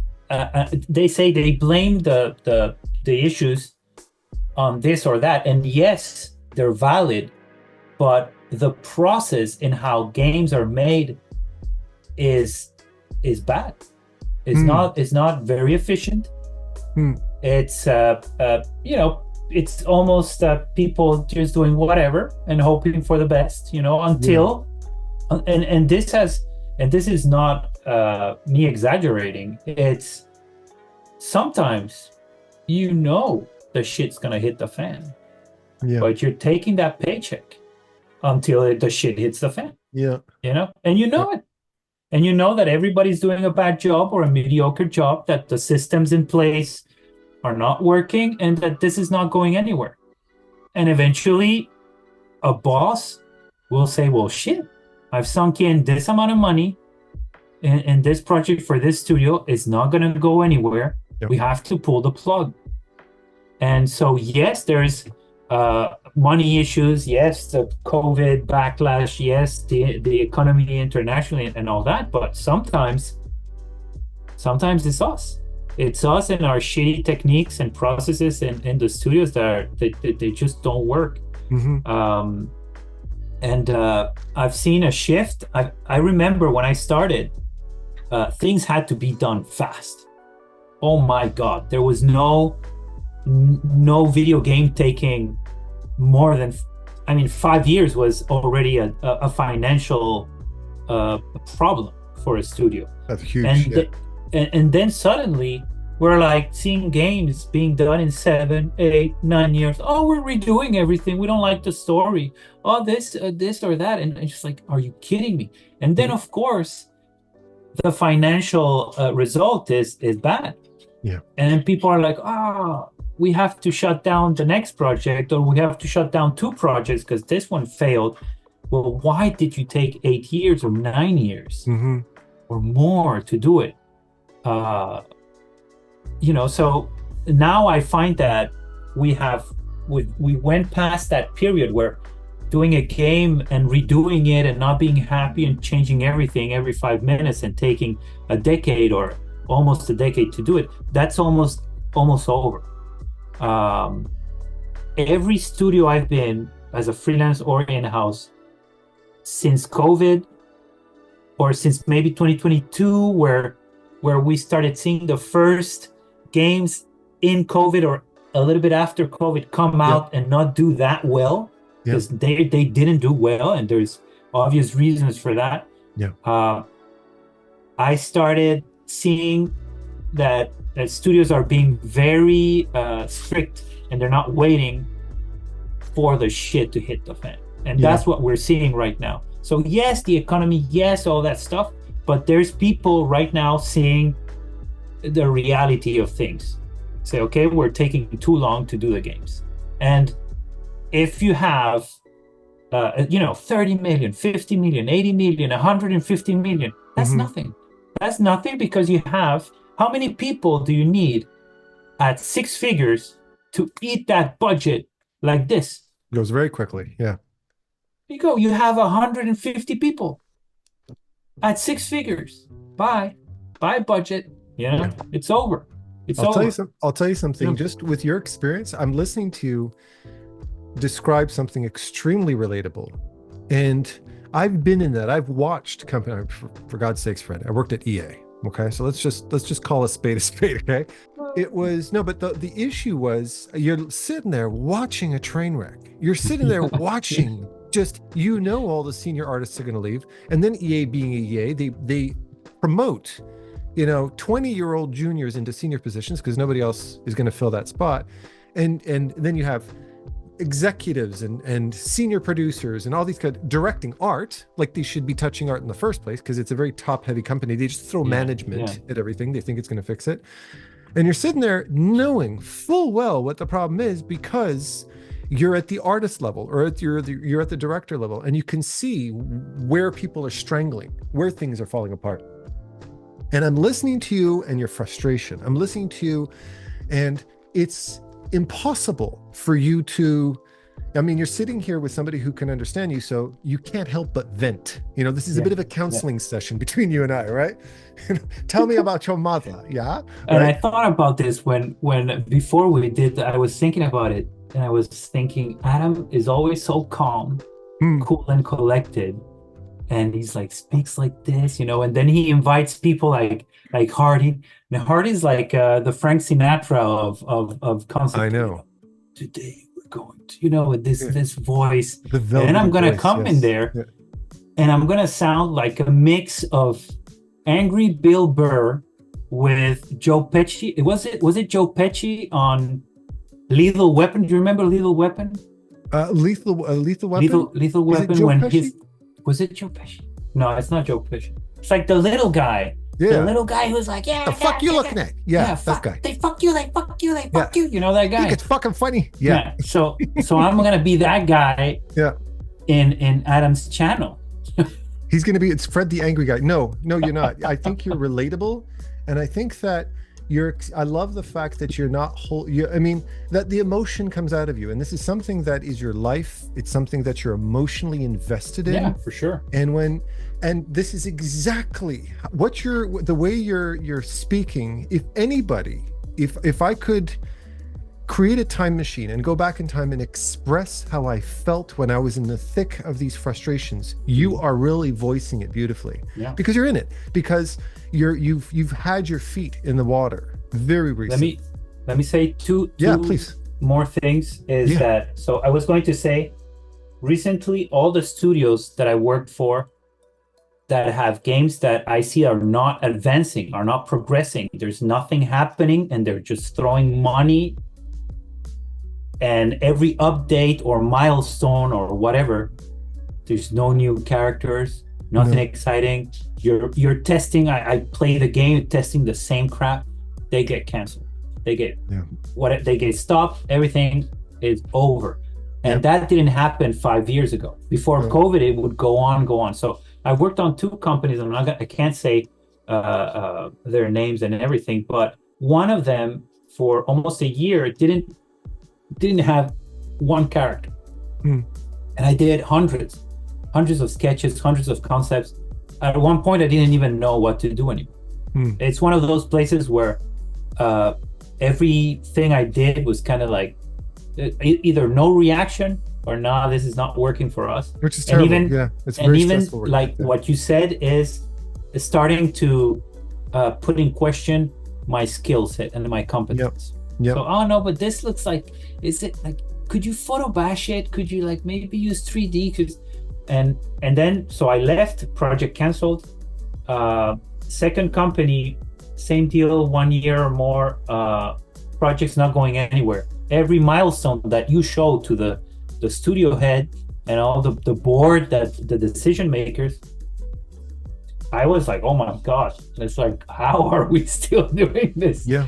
And I told myself, well, this is going to be, they are going to tell us, for example, in at the end of the last year, it was summer, and I was thinking they're going to give us an ultimatum around December and tell us that around February or March for the next milestone, we need to blow their minds. We need to give them hope that this is going anywhere. And if we don't, in June, July, cut, bye-bye. Well, they cut it in December. It was like, oof, and I wasn't surprised. I wasn't surprised. And that company as well, nothing was advancing, nothing was good. I couldn't hit it. It was just like doing hundreds of concepts, and nothing works. And that's something else that we need to learn how to navigate. And I don't know if you know the British, I think he's British, I hope so, Rob Bliss. The name does ring a bell. He's a veteran. I think when I started, or even before I started, he was already in the industry. Okay. So he must have, I don't know how many years then. He does movies yes, now. of course, yes. Very familiar with his work. Oh, so yeah, very relatable too. Very similar. He did a podcast. I think it was with Bobby Chu. I'm not sure. Okay. But there's a recent one from last year from him, and he said something, and it made me feel so good because I was struggling in the second company in 2 years that didn't like my work. Or that my work, sometimes there's amazingly nice people, but your work is just not doing it for them, you know? It doesn't they're not assholes, they're not disrespecting you, they're treating you nicely, you're paid well. It's just you're failing constantly. Every update is a failure. So he said something that blew me away. He said, for all of his career, until today, after decades, one day he'll go to a production and people love him. Yep. Everything he does is a success. It's fantastic. Oh my God, the star. He finishes the job, goes to another one, and they hate him. Everything he does is shit. Nobody likes him. And he's like, why was I hired? You hired me, you know? And I was like, okay. I said, so this is normal, you know? Yeah.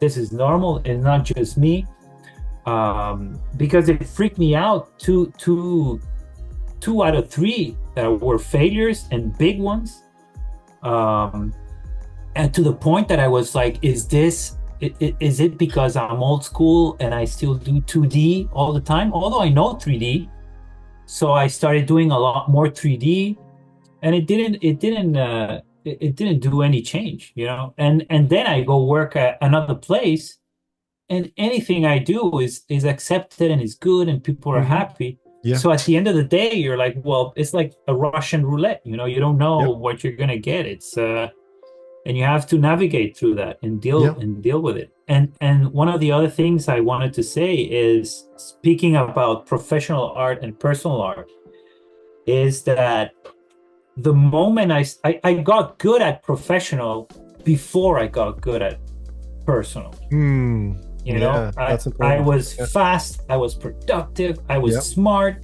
I was kind of like savvy. I knew how to read people and give them what they wanted, you know, and quickly define what type of art director I was working with.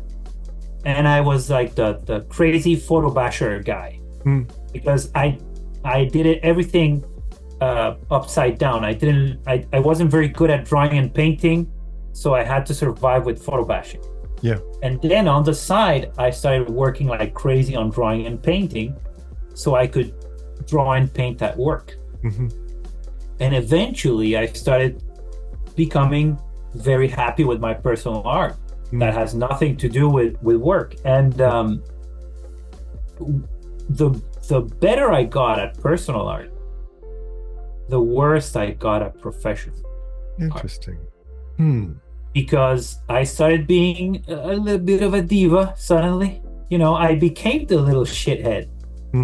Although I'm not young, I'm the old shithead, right? But I started being like those guys because I know what I'm doing now. You showed up in a motorcycle midlife crisis. So I'm like, you know, I can execute this and give you something better looking visually than what you're asking me to give you. Amateur mistake. How could you? Yeah. So, and I'm thinking in my head, God damn it, I'm becoming like those guys that I hated, even when I was an art director, you know? So, and I started like trying to pull the blanket towards me, you know? I want to do things this way. I don't want to photo bash anymore. I want to draw and paint, you know? And that's also why I learned 3D, because in 3D you create, but in photo bash you're doing a collage, you know, with somebody else's photo. It's a collaboration, So that's annoying for me. And so that's why I started doing more 3D, because now at least I can hit that high-end 3D look Yeah. and it's mine. I did Yeah. it, It's not somebody else's kit bash. It's not somebody else's photo. So that's something that's happening. And to go back to the why, sometimes I'm not afraid to quit, and it's because I want to give myself the chance to find that better workplace, not better workplace, but the place where I belong, instead of a place where it's not for me. Yeah. I'm not their guy. I shouldn't have been hired. So Yeah. finding those it's really difficult. Yeah. So yeah, I go back to working with art directors that are the type of people I want to work with, and that they know how to use me, and that we gel, we connect. That's the challenge for me these years, is working with the right type of people. Yeah. Because I like most of the projects. I have a very open range of skill set and taste. I can do a generic military shooter and be happy. Then I can go do an historical game. Then I can do a horror game. I'm super happy. I'll draw elves. Then I'll draw a spaceship. Then I don't care. I'm happy. Everything is cool. But it's the type of team and the type of people, and that's what I'm looking for. And I guess it's super difficult to find. Yeah. But yeah, so that's the challenge. Yeah. Is and I like the place I'm working, the team I'm working with right now. It makes me laugh, man. It's like I went from everything I did was bad to doing the same, and people like it. Well, what changed between then and now? What's the difference? I think it's that to go back How to is the director different? How is the director's approach with you different? I'm curious. I think he is maybe given more trust by his director, the peers, and the other people on top. Yeah. And what were when you got hired? What were the criteria? Why did they say they hired you? What did they like about your stuff? Well, they like my work, so they weren't particularly specific. They say something that people say to me a lot that I don't agree with, is that my sketches are they seem to work. They say that I know what I'm doing, which is absolutely not true. I don't know what I'm doing. I'm just doing it. Okay. And that they work. So if I make a sci-fi character, they feel the 3D artists are happy. They're like, oh yeah, I can see how the elbow works. And I'm like, dude, it doesn't work at all. In my head, I'm like, thank you. Yeah, sure. Yeah, sure. I did it on purpose. And no, it's a complete, I don't know. I mean, I just did something, okay. So they think I'm thinking. The last place you worked at, the one where it didn't go well, how was that different with your management, with getting hired? So this is something I forgot to mention, is new IP, brand new IP is a pain to work on. It can be, yeah, for sure. Versus established IP, or IP, a game that is based on an existing franchise or IP. Yeah. So those are usually easy, for me at least. And a new IP is a pain because nobody knows what it is. And they're sort of waiting for you to figure it out. And you're waiting for them to tell you. So I'm like, well, what do I do today? It's 9 a.m. What do I do today? Well, today I'm going to do a barbarian with an axe. Was I asked to do a barbarian? No. So all right, there you go. Yeah. And then I'm like, well, I did it. Now I'm going to do a bounty hunter with a pistol that shoots arrows. It's so stressful listening to you describe it. I know, I've been there. I've been there. Yeah. And now a merchant, and now this or that. Well, you remember a really good analogy for that? There's a few analogies I could throw at that. The first was something I mentioned very often, which is Guillermo del Toro, who's asked the question, "What would you do with an unlimited budget?" To which he replies very quickly, "An unlimited budget for a film producer, or in our case, an artist, is a death sentence." Yeah. Because what you're basically doing is saying, "Hey, Fred, here's the vast universe. Pick your favorite star. Yeah. Good luck." Right? But that's not how it works. You have to say A or B, red pill or blue pill, pick. Mm-hmm. And when you get hired for something, especially for the new IP, the reason why picking the right director who can pick the right artists is the foundation of the project. And if you don't do that right, everything else is going to fall to shit, because you're going to end up sitting in front of a director who's going to say, like one of my first experiences right out of the gate, one of the first companies I worked for, I was working on the Monsters Inc. game, and one of my with the director, who was he wasn't their director. He just locked himself in his office all the time. He said, "We need somebody to draw NURBS, NURBS." I was like, "What's a NURB?" He goes, "I don't know. You tell me." I went, "Okay." So I sat down for a day, a week, 2.5 weeks. I hit the three week mark. I've got 8 pages of like 30 designs per page. And they're sitting there spread out on my desk, and nobody's coming to check it out. I'm just drawing myself into the great abyss. And at a certain point, I turned to my director and I said, I knocked on his door, to which he turns to me and he goes, "What?" This is the first interaction I've had. I said, "I've been drawing for 3 weeks. Can you please have a look at it?" And he goes, "Fine." I sit down. About an hour and a half later, he decides to get off of his ass. When he comes and he sits and he's just looking at it like that, and I look at him and I go, "Oh, you're there." He says, "What do you think?" He goes, "No." Turns around and walks away. I swear to God, this is my first job. I'm in my early 20s, and I did this to my boss in front of everybody. I said, "Excuse me, sir, what don't you like about it?" And he goes, "Oh, well, that was the first nail in my coffin at that company." But I'm like, "Dude, what?"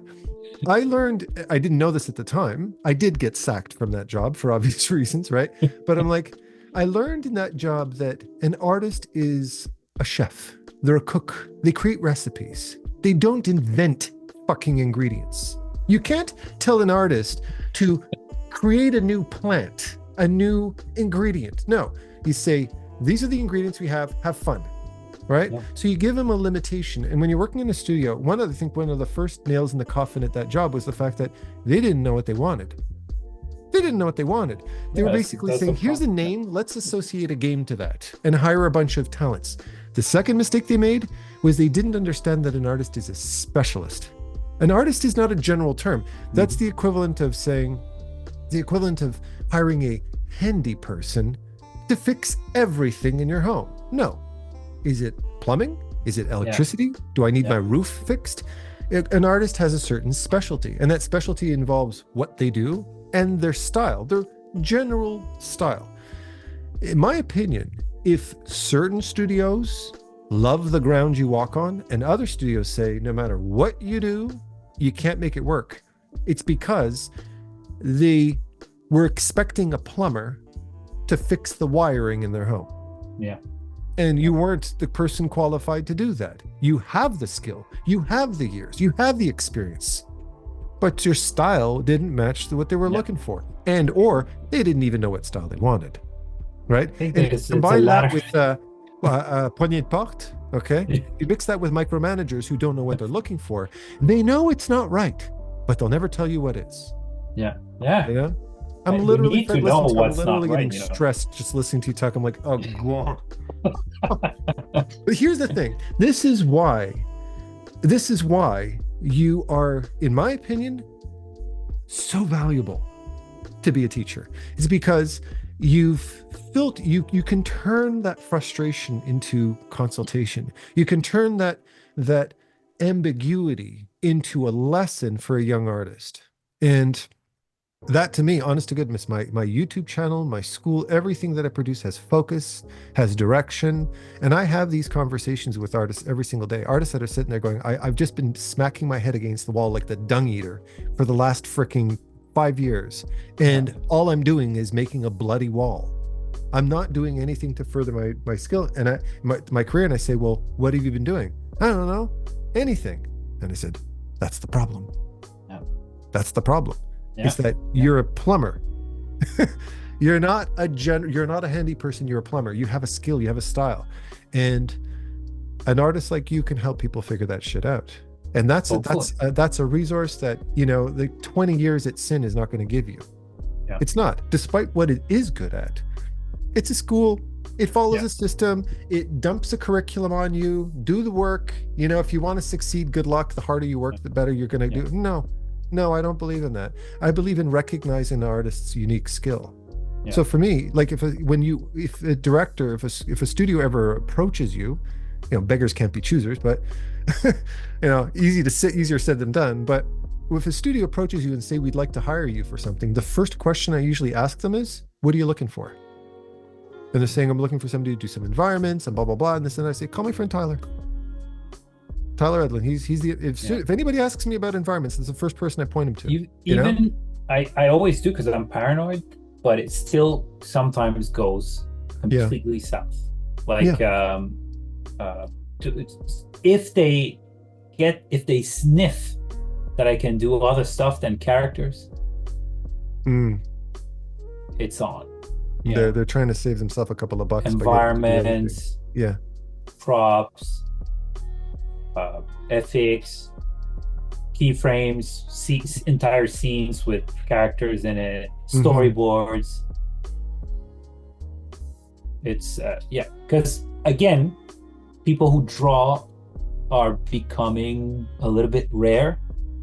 Not that rare, but I find that the moment they realized I can make the Assassin's Creed run on the roof and be chased by 10 guards with the proper perspective and all that jazz, they go like, all right, do 5 more images like this. And I'm like, come on, man, how many days do I need to finish this painting?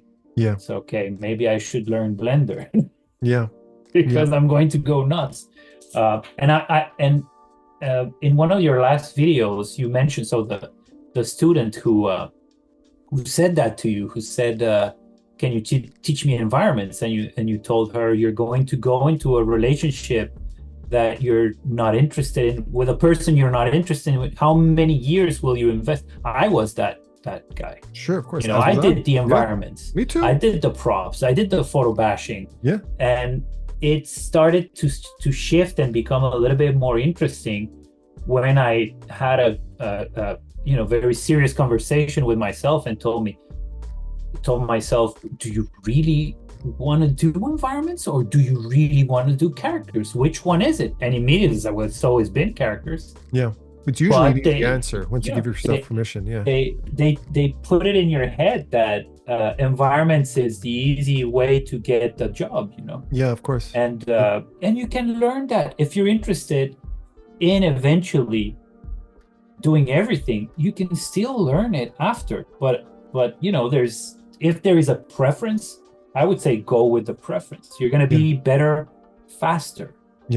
And instead of doing something you're not necessarily a fan of. It's a mindset too, you know. It's funny you mentioned Feng Zhu, and there's also a former student of mine who's leagues and bounds technically more advanced than myself, far more skilled than myself now, Antonio Stapertz, who founded ArtWad, the artwork of the day resource for artists. And it's interesting, both him and Feng have something very much in common. They're incredibly technically proficient. They just have this tactical mindset for being able to accomplish pretty much anything you throw at them. And at one point in time, both of them, I've heard them both express that they're not artists, they're designers. And I really respect and appreciate them for saying that, because what they're saying is, I don't connect my identity, my expressiveness nearly as much as a traditional artist would. Traditional artists that you and I grew up as, we were just artists that got sucked into the gaming industry.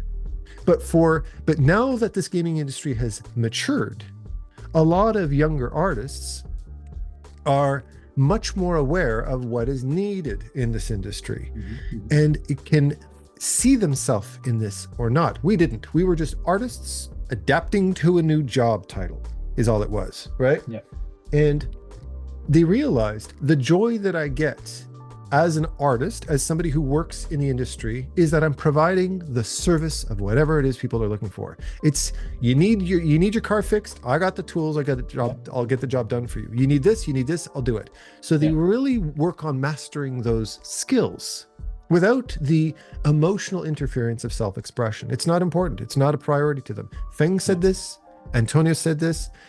And what it's doing is it's making a distinction in most cases, unless there's odd situations like Loish designing Aloy or, or Bobby Chu doing a Hearthstone card or something like that.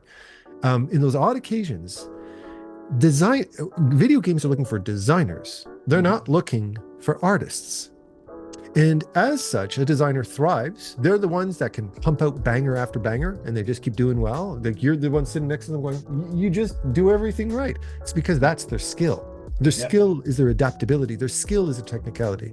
Their skill is not necessarily their expressiveness, their uniqueness. There's only one Loish on the planet. There's only one, Anthony Jones. There's only one Brahm on the planet. There's only one that can do this. They set the trend because they're illustrators. They're not designers. They're artists. And what it sounds to me is you have remarkably far better than I ever could, by far. You managed to thrive in many ways that I couldn't professionally. I tried. Sometimes I had successes. Sometimes I had failures. I'd say I leaned a little bit more towards not fitting in. That was my general history. But when I did well, I kicked ass. When I did well, I was a star. Oh yeah, send the work to Adam. He'll do it. He knows everything. He's the boss. Promote him to director. Give him all that cool shit. And then the next job, people are sitting there going, sorry, buddy, you just don't have it. And I realized at a certain point, once I distanced myself from that and I gave myself permission to find that speed, to find that rhythm, all of a sudden, man, it's just everything fell into place. It fell into place. And now, like you, when somebody walks up to me and says, hey, Adam, we'd like you to work on this and that, I look at what they do first. And if I feel an emotional connection to that, yeah, absolutely, I'm your man. If I don't, I'll pass you off. I'll give up on that job because I would rather not invest my time and energy into something that does not advance my career in the direction I want it to go. Yeah. I'm not going to I kept doing that. I kept rerouting myself. I kept going on all these beaten paths through these different forests of demand to the point where I completely lost my sense of integrity, and I felt lost and very frustrated. So what I would like next is, let's say it's to use the social media terms, like monetizing my own art. Yeah. So whether it's teaching or whatnot, is to be even pickier with my jobs, like you said, because I have that other thing. Yeah. Because right now, when I don't like a job, I just replace it with another job. Yeah. I have that luxury. Yeah. And it came through an insane amount of dedication and hard work to have that, because I wanted that. I wanted to say, well, I can choose now.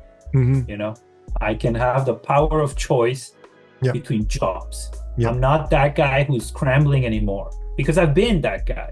And we spoke earlier by email about getting caught with your pants down. I've been caught with my pants down. The wheel turns, the industry is fantastic, then boom, bad, fantastic, bad, fantastic, bad. And every time in the bad, it was bad.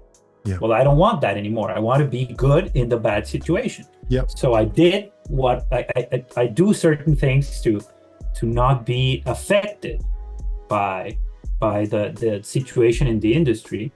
But I keep on. It's as if all my eggs are in the same basket, and I want different baskets, so I can say, well, I didn't find a job that I know that I'll thrive in, but it's okay because I have the teaching thing or the whatever thing, and I can rely on that for a little bit until the other stuff comes and it's more interesting. That's what I would like. in a way, and I not am a always thousand depend, you percent know. confidence. Yeah, I'm 1,000% confident, Fred, that if you did it, it wouldn't just be a little side hustle. I have a feeling it would take off real fast. And you can mark we're recording this shit's live. So if in 5 years you can show up at my doorstep with a shotgun saying, "You lied to me, you son of a bitch," then do it. Okay. Just don't hurt the cats. That's all. Just don't hurt the cats. But yeah, no, I am very confident. And I know because I've learned from experience that that frustration and that effort and those skills that you did manage to acquire, I don't know anybody teaching it the way you could. I don't know anybody. I mean, everybody's got Yeah. their niche, but your niche has not been filled. And how many, how many 20-year veterans of the video game industry who's learned how to adapt to many different situations are there teaching right now? Not a lot. That's exactly what I thought today. It's like Yeah. all the people who could be sharing their insane knowledge are not sharing their knowledge. Yeah. And one of the reasons why to go back is because I feel kind of uncomfortable. We're all insecure and we have our imposter syndrome thing, but I feel really uncomfortable with how I see people behaving online. Okay. Yeah. And I'm like, well, I don't want to deal with that, but it's not necessarily that I will have to deal with it or something. I don't know. What do you mean by It's behave? In what well, context? it's always people are being jerks with each other, and I don't Yeah. get it. I don't get the reason why, and it's cheap. Okay. Yeah. It's not most of the time it's unwarranted. It's just and they're insulting and they're very disrespectful sometimes. And it's like, what is happening? What? I'm so glad that nobody in my house wants anything to have anything to do with social media. I never had an issue with my kid phones. So we gave him a phone. We said, listen, you're now a teenager. We need to know a little bit more. Maybe you want to go out with your friends. We're those types of parents. Do you want to go? Do you want a phone? Do you want to go out with your friends? Here's a phone. Yeah.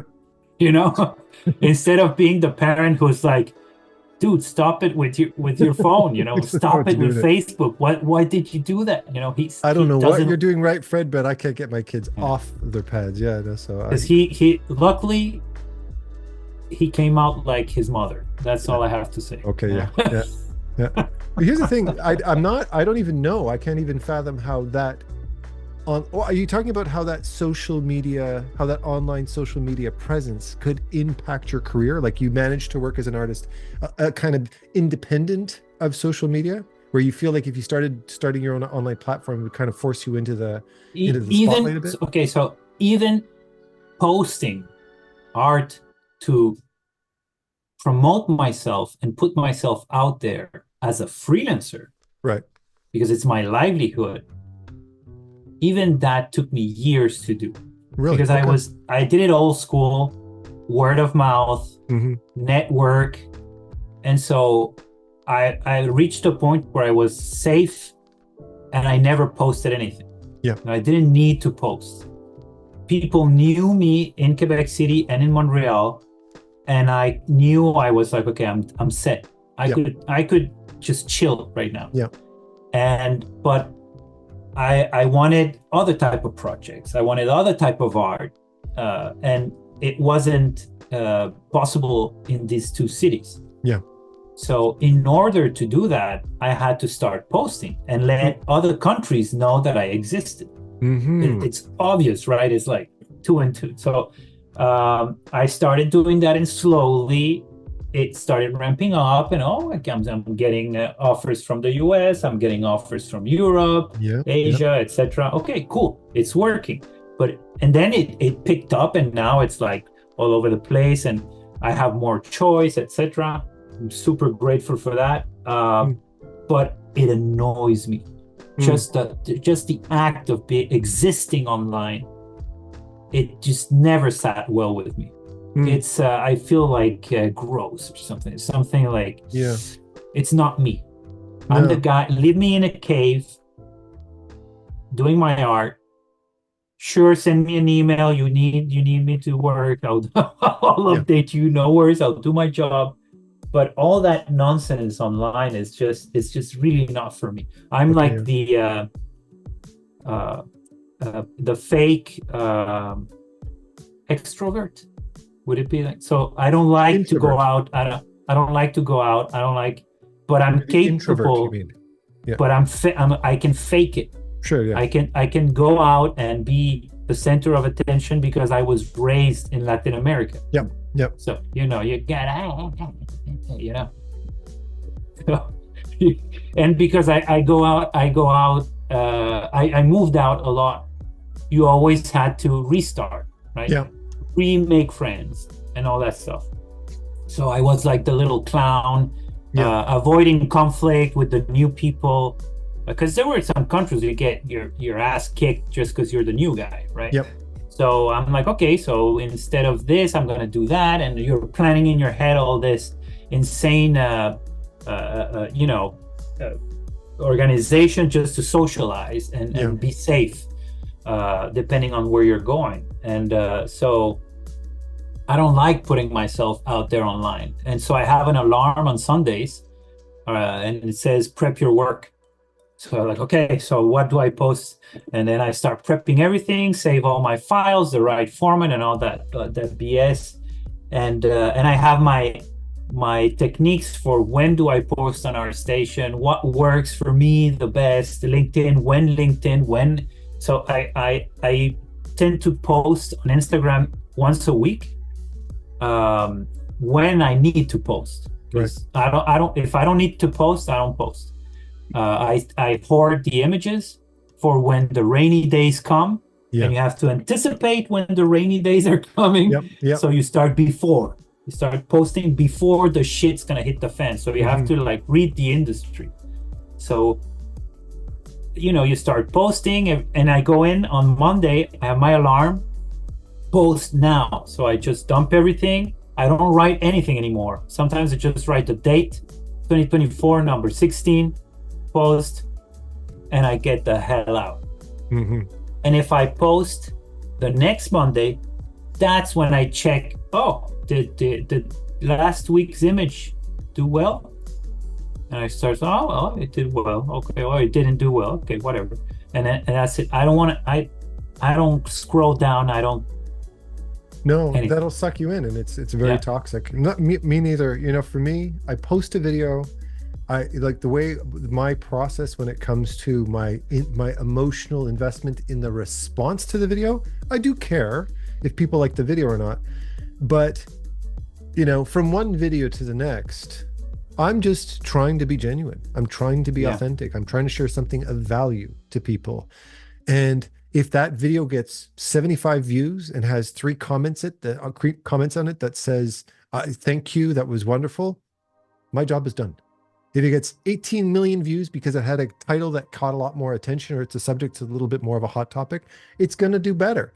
But for me, it's not, it's never about that. I'm never concerned about popularity of anything, which could be to my detriment, because I know a lot of people that start channels and, you know, they explode very quickly because they're much more in tune with that kind of stuff. I just don't have the desire. It's not somewhere where I'm willing to invest my energy. I'm not chasing after popularity. It's never been my concern. But that said, well, you need to be discoverable, right? And especially if you do want that kind of independence professionally, if you were to start your own thing, you have the credentials, you have the experience. And you see, I keep every time I get to open my mouth, I always keep pushing you towards this. I really want you to do it. That's why I'm wearing my feelings on my sleeve there, but it's probably going to happen, like 99.99%. I turned down a big job to get it started. Okay. You know? Okay, so cool. a job that it was going to be more concept art servicing on top of concept art servicing. Yeah, okay. And instead I'm like, well, and I really wanted to do it. And I went like, well, you know what?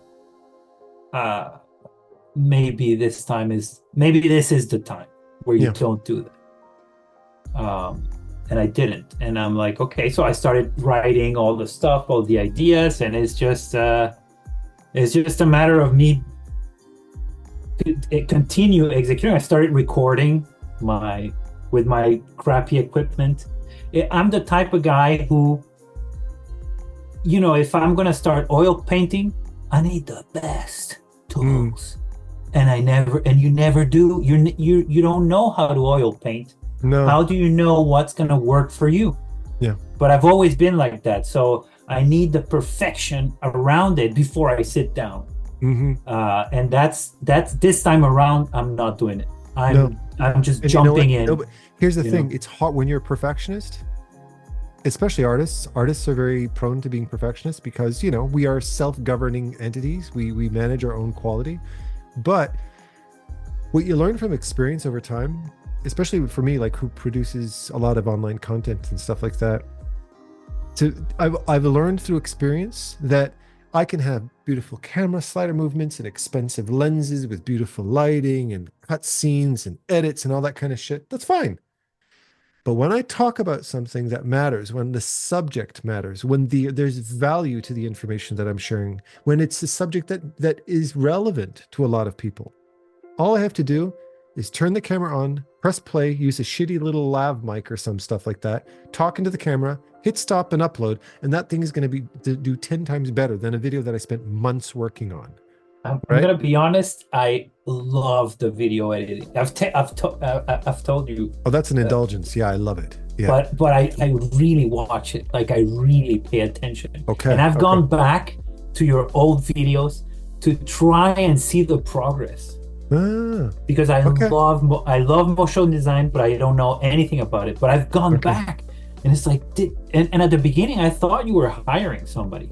No. Because I was like, it's not possible. How can this guy do this, and motion design? What the fuck? God, he's God. Yeah. And I buy my plugins is what I do, and I have a good sense of music. Yeah.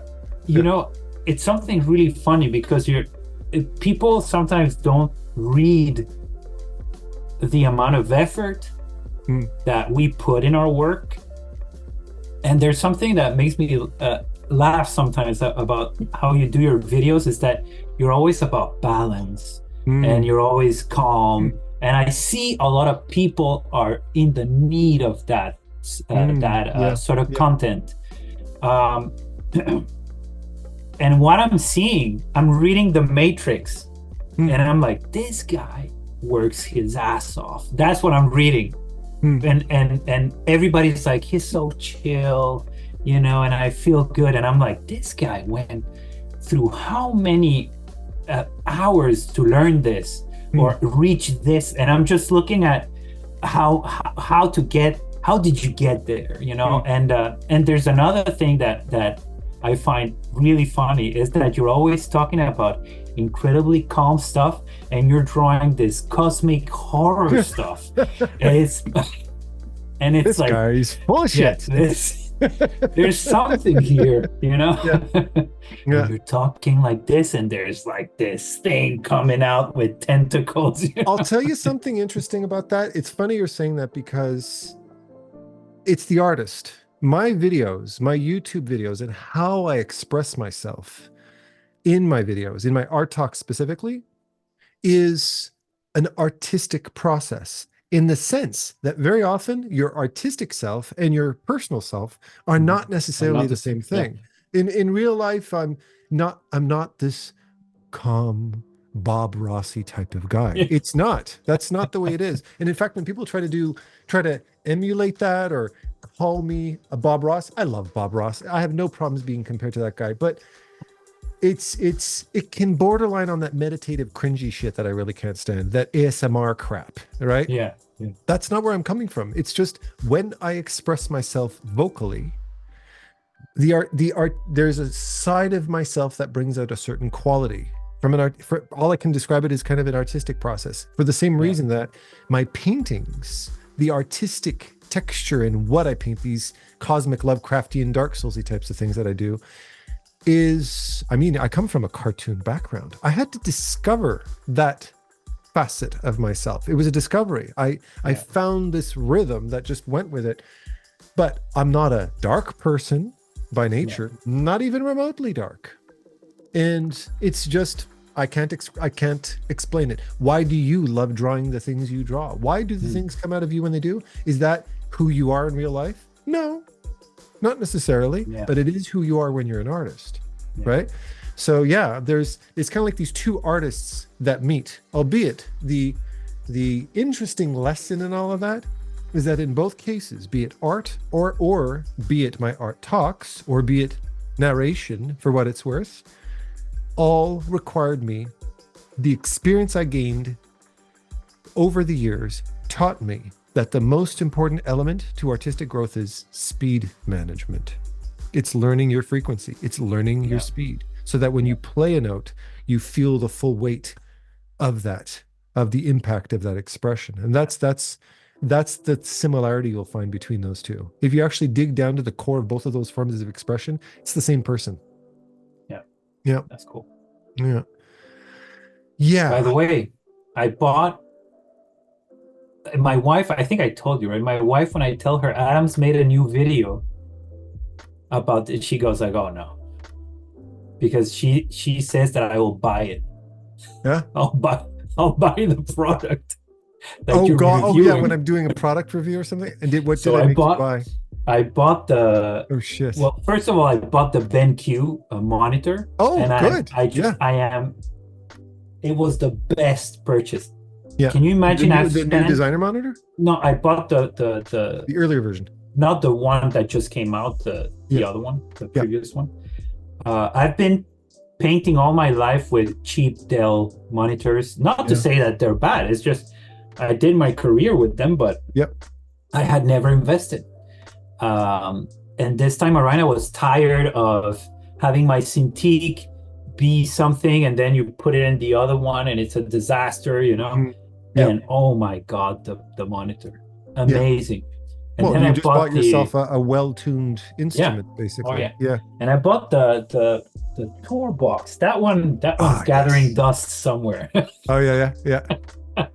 But yeah, it's cool. I like your reviews, the art talks, the general, and I told you like how you deliver your delivery.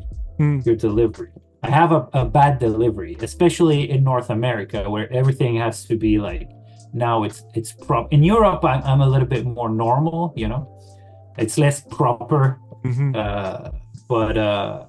But yeah, with the Latino and the French and that mix, which is explosive with explosive, it's just I could have been Latino Norwegian. That would have been a balance. But it would have been very interesting. Yeah, my brain's having a hard time. I think I just short-circuited there. Because Norwegians are incredibly calm. Yeah. And they keep it cool. Yeah. But when they get drunk. No. Oh yeah. Then the truth comes out. Yes. The fiery soul. I would tell my wife we're in Winnie Pooh land when we were in Norway, because everybody was blonde and happy, but then the bear, when it gets pissed, oh my God, Yeah. You're making me, for some reason, I started thinking about, even though it's not Norway, it's Sweden, but I just saw the movie Midsummer, the one about the cult. Beautiful film. I didn't finish.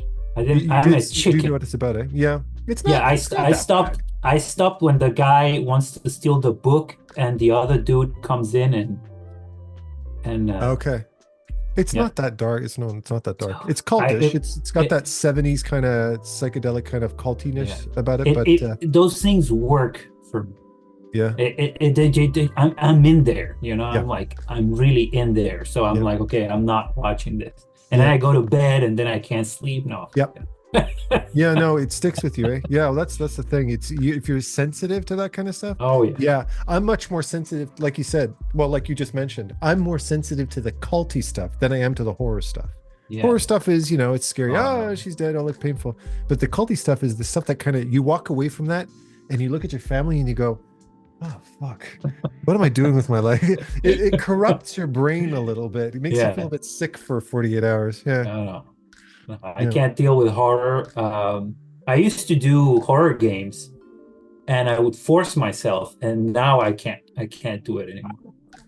Like, although I'm not attracted to the gore, I'm attracted to the design of horror. But I would like bucket list, if one day I can do,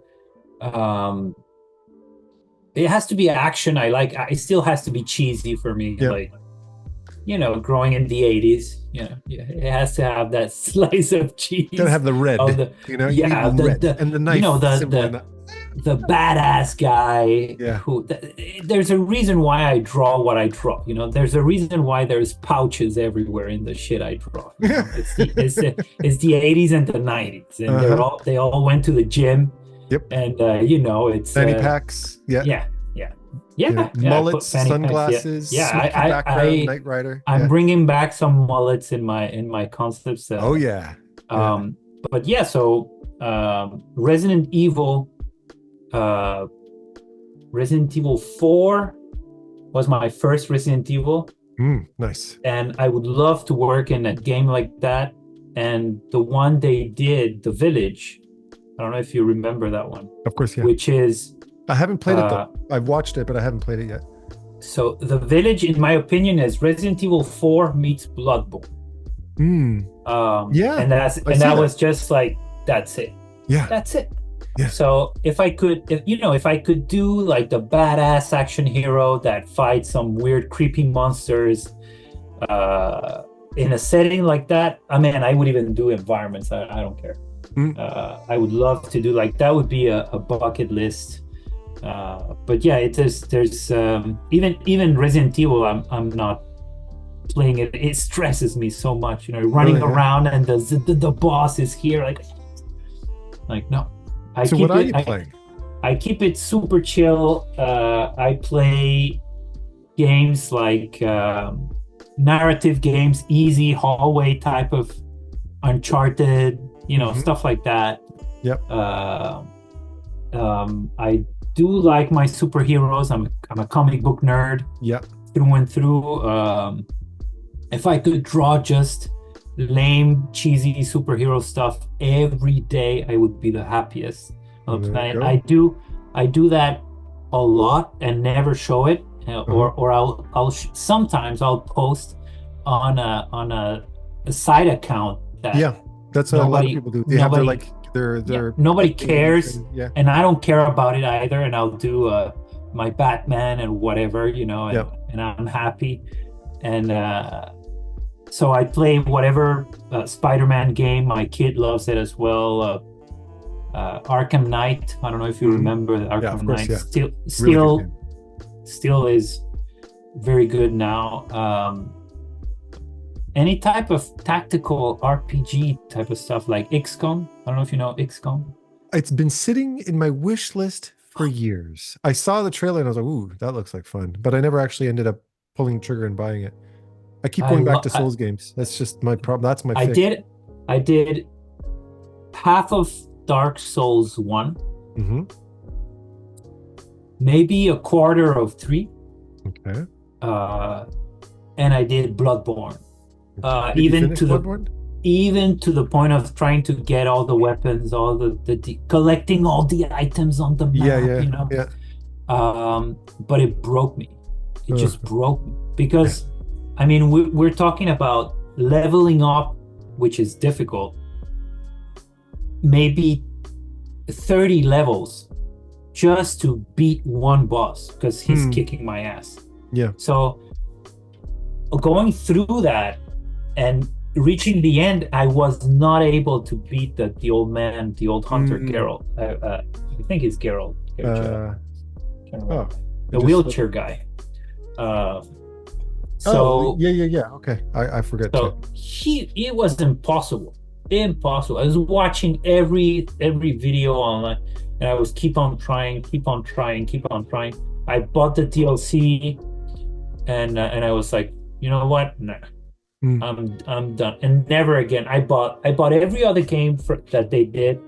I start playing like Sekiro and everything. It's like, no, here we go again. I gotta run back. I died and I gotta run back. No, I'm done. That's it. Have you tried Elden Ring? Have you done that yet? No.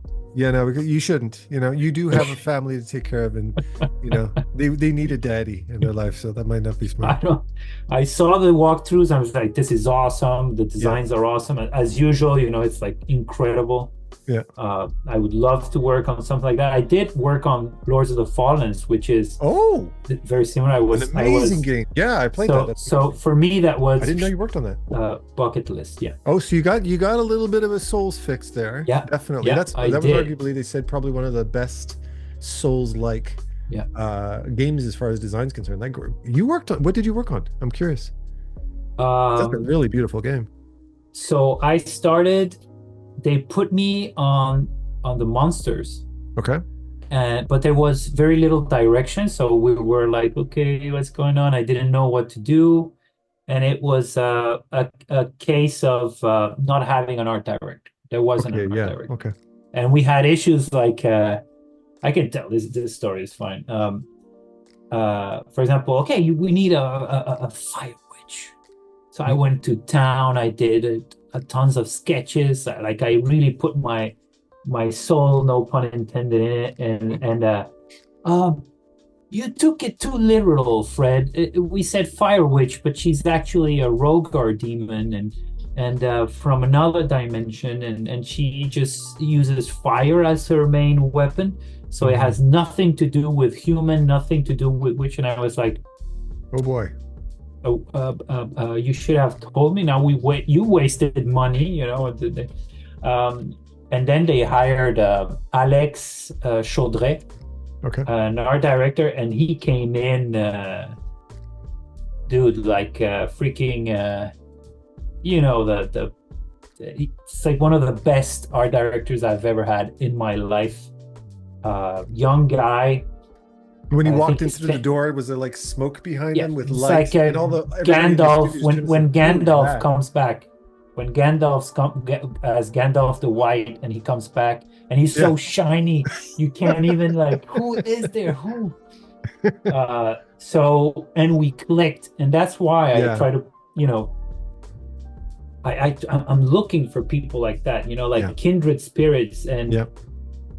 same tastes, same culture. Although he's 10 years younger than me, he had an insane amount of reference and pop culture references, old and new, and he wasn't afraid. I mean, I don't know. I've been an art director. That guy makes me look like a chump. He had insane courage to make some choices. He would do, let's do like this guy. And I'm like, oh my God, are you sure you want to go there? Yeah, let's go. Bigger.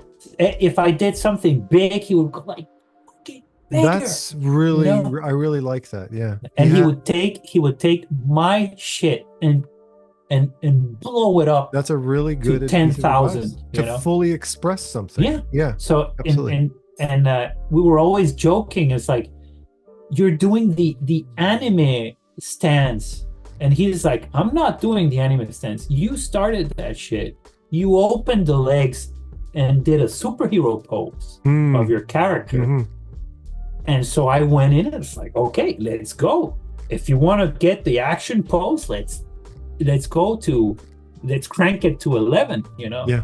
And so all our characters were like posing and if we put a spike somewhere, the axe was big, then the axe has to be bigger, If you put 3 spikes, put 10 spikes. Hey, listen, it worked. When I played that game, the first thing that hit me was, this game is gorgeous. Like, my first reaction, even if the gameplay sucked, which didn't, the gameplay was fantastic. But I remember playing that, and it's still to this day, I went, this is a beautiful game. The artistic direction and the detail and the it's just beautifully designed. So whatever advice you got, it worked. It was fantastic. You know what happened? I would get nervous when he would brief me with a new character, because his feedback was so good, it was fucking annoying. Because you go, motherfucker, he did it again. Why didn't I have that idea? It would piss me off. I was jealous to say, why didn't I think about it?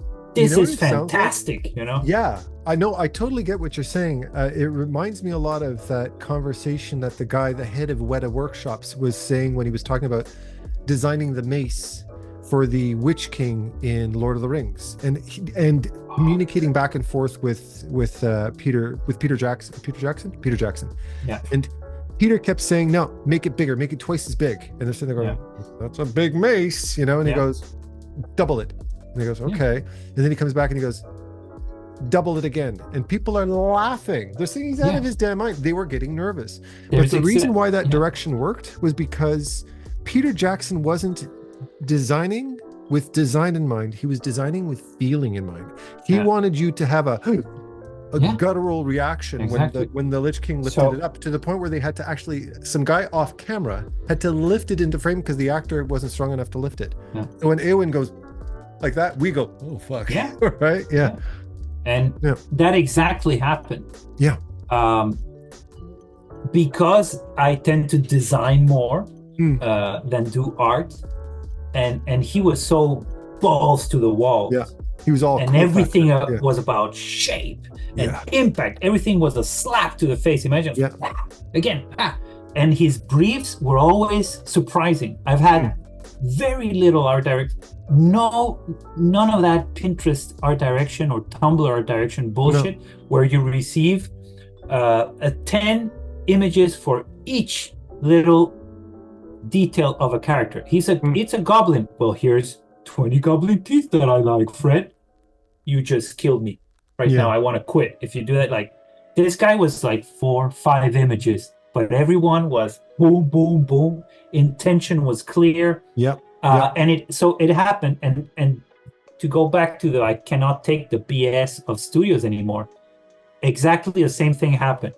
You're on a conversation, but because I was a freelancer, I was like, whatever, he'll handle it. I'm just a freelancer. I'm a grunt. I'll shut up. But you had guys like, well, a sword, the handles of the sword has to be this length, and the guard has to be this, and because your sword right now would break. I bet he sounded just like that too in real life. That's which sword is going to have a bigger impact for your game? So but he was he stuck to his guns, and the swords were freaking epic, and Berserk has freaking epic swords. Dark Souls and Bloodborne and all those games have freaking insanity going on, and nobody's selling, you can't have more than 3 tentacles on that Lovecraftian beast in Bloodborne. Come on. Imagine if that happened, if that guy was the boss in every Souls game, there wouldn't be any Souls game. It's like the expression, I don't know if they used it at UB as well, but it was they call it programmer art, right?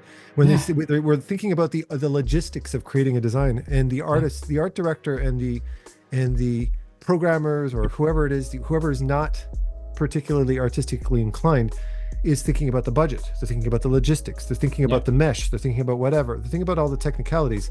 And the artist is just sitting there, or a skilled art director would say, it's all about the cool factor. Fuck logic. Logic is the antidote to creativity. It is what destroys creativity. Otherwise, Cloud wouldn't have a huge 17-ton sword with his skinny little anime arms, right? No, he can swing that thing around like it's a feather because fantasy, and because it's super dope, and that there's a reason why people cosplay that and not your designs. Right? Exactly. So very relatable stuff. That experience was amazing. And that art director is insane. It's fantastic. He made, I don't have the exact information, but I suspect the gameplay and the lore, he had a lot to do with it. He came out with much of the stuff there as well.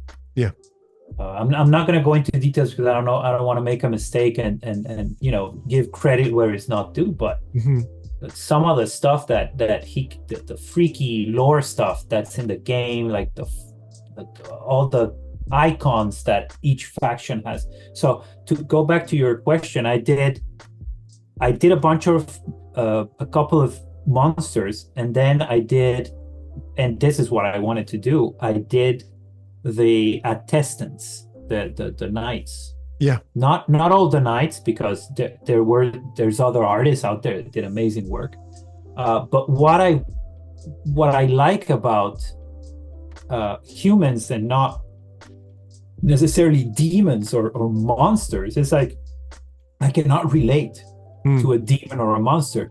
Oh, they're bad and they're in this hellish dimension and they come to ours and they're pissed.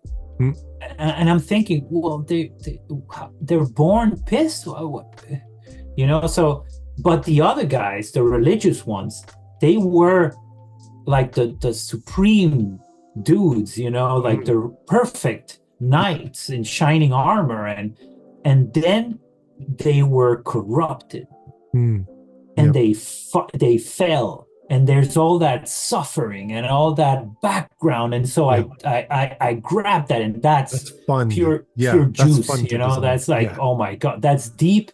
It has meaning. So it sounds cheesy, but that helps me even if it's just a person in armor. That's giving me so much background. Well, it's giving you visual fuel. It's not just narrative fuel. Like I've been given directions. You know, when you design this character, remember this character instills terror into everybody who looks upon it. It is larger than the universe. And I'm sitting there going, that sounds really cool. But how do you draw that? I don't know. You're not giving me any visuals. You're basically, it's just very ambiguous.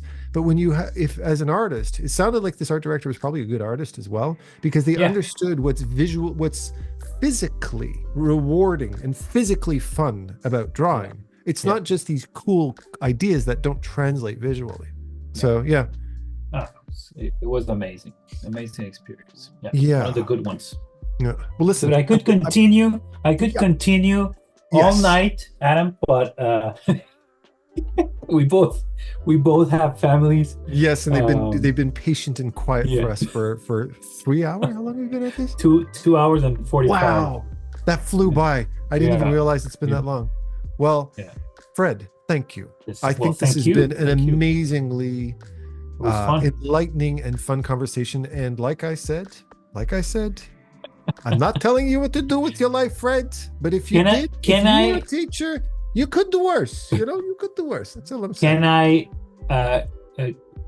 like, contact you every now and then? Of course. For advice and all that stuff. Yeah, absolutely. I'm sugar daddy, baby. I'll give you whatever you need.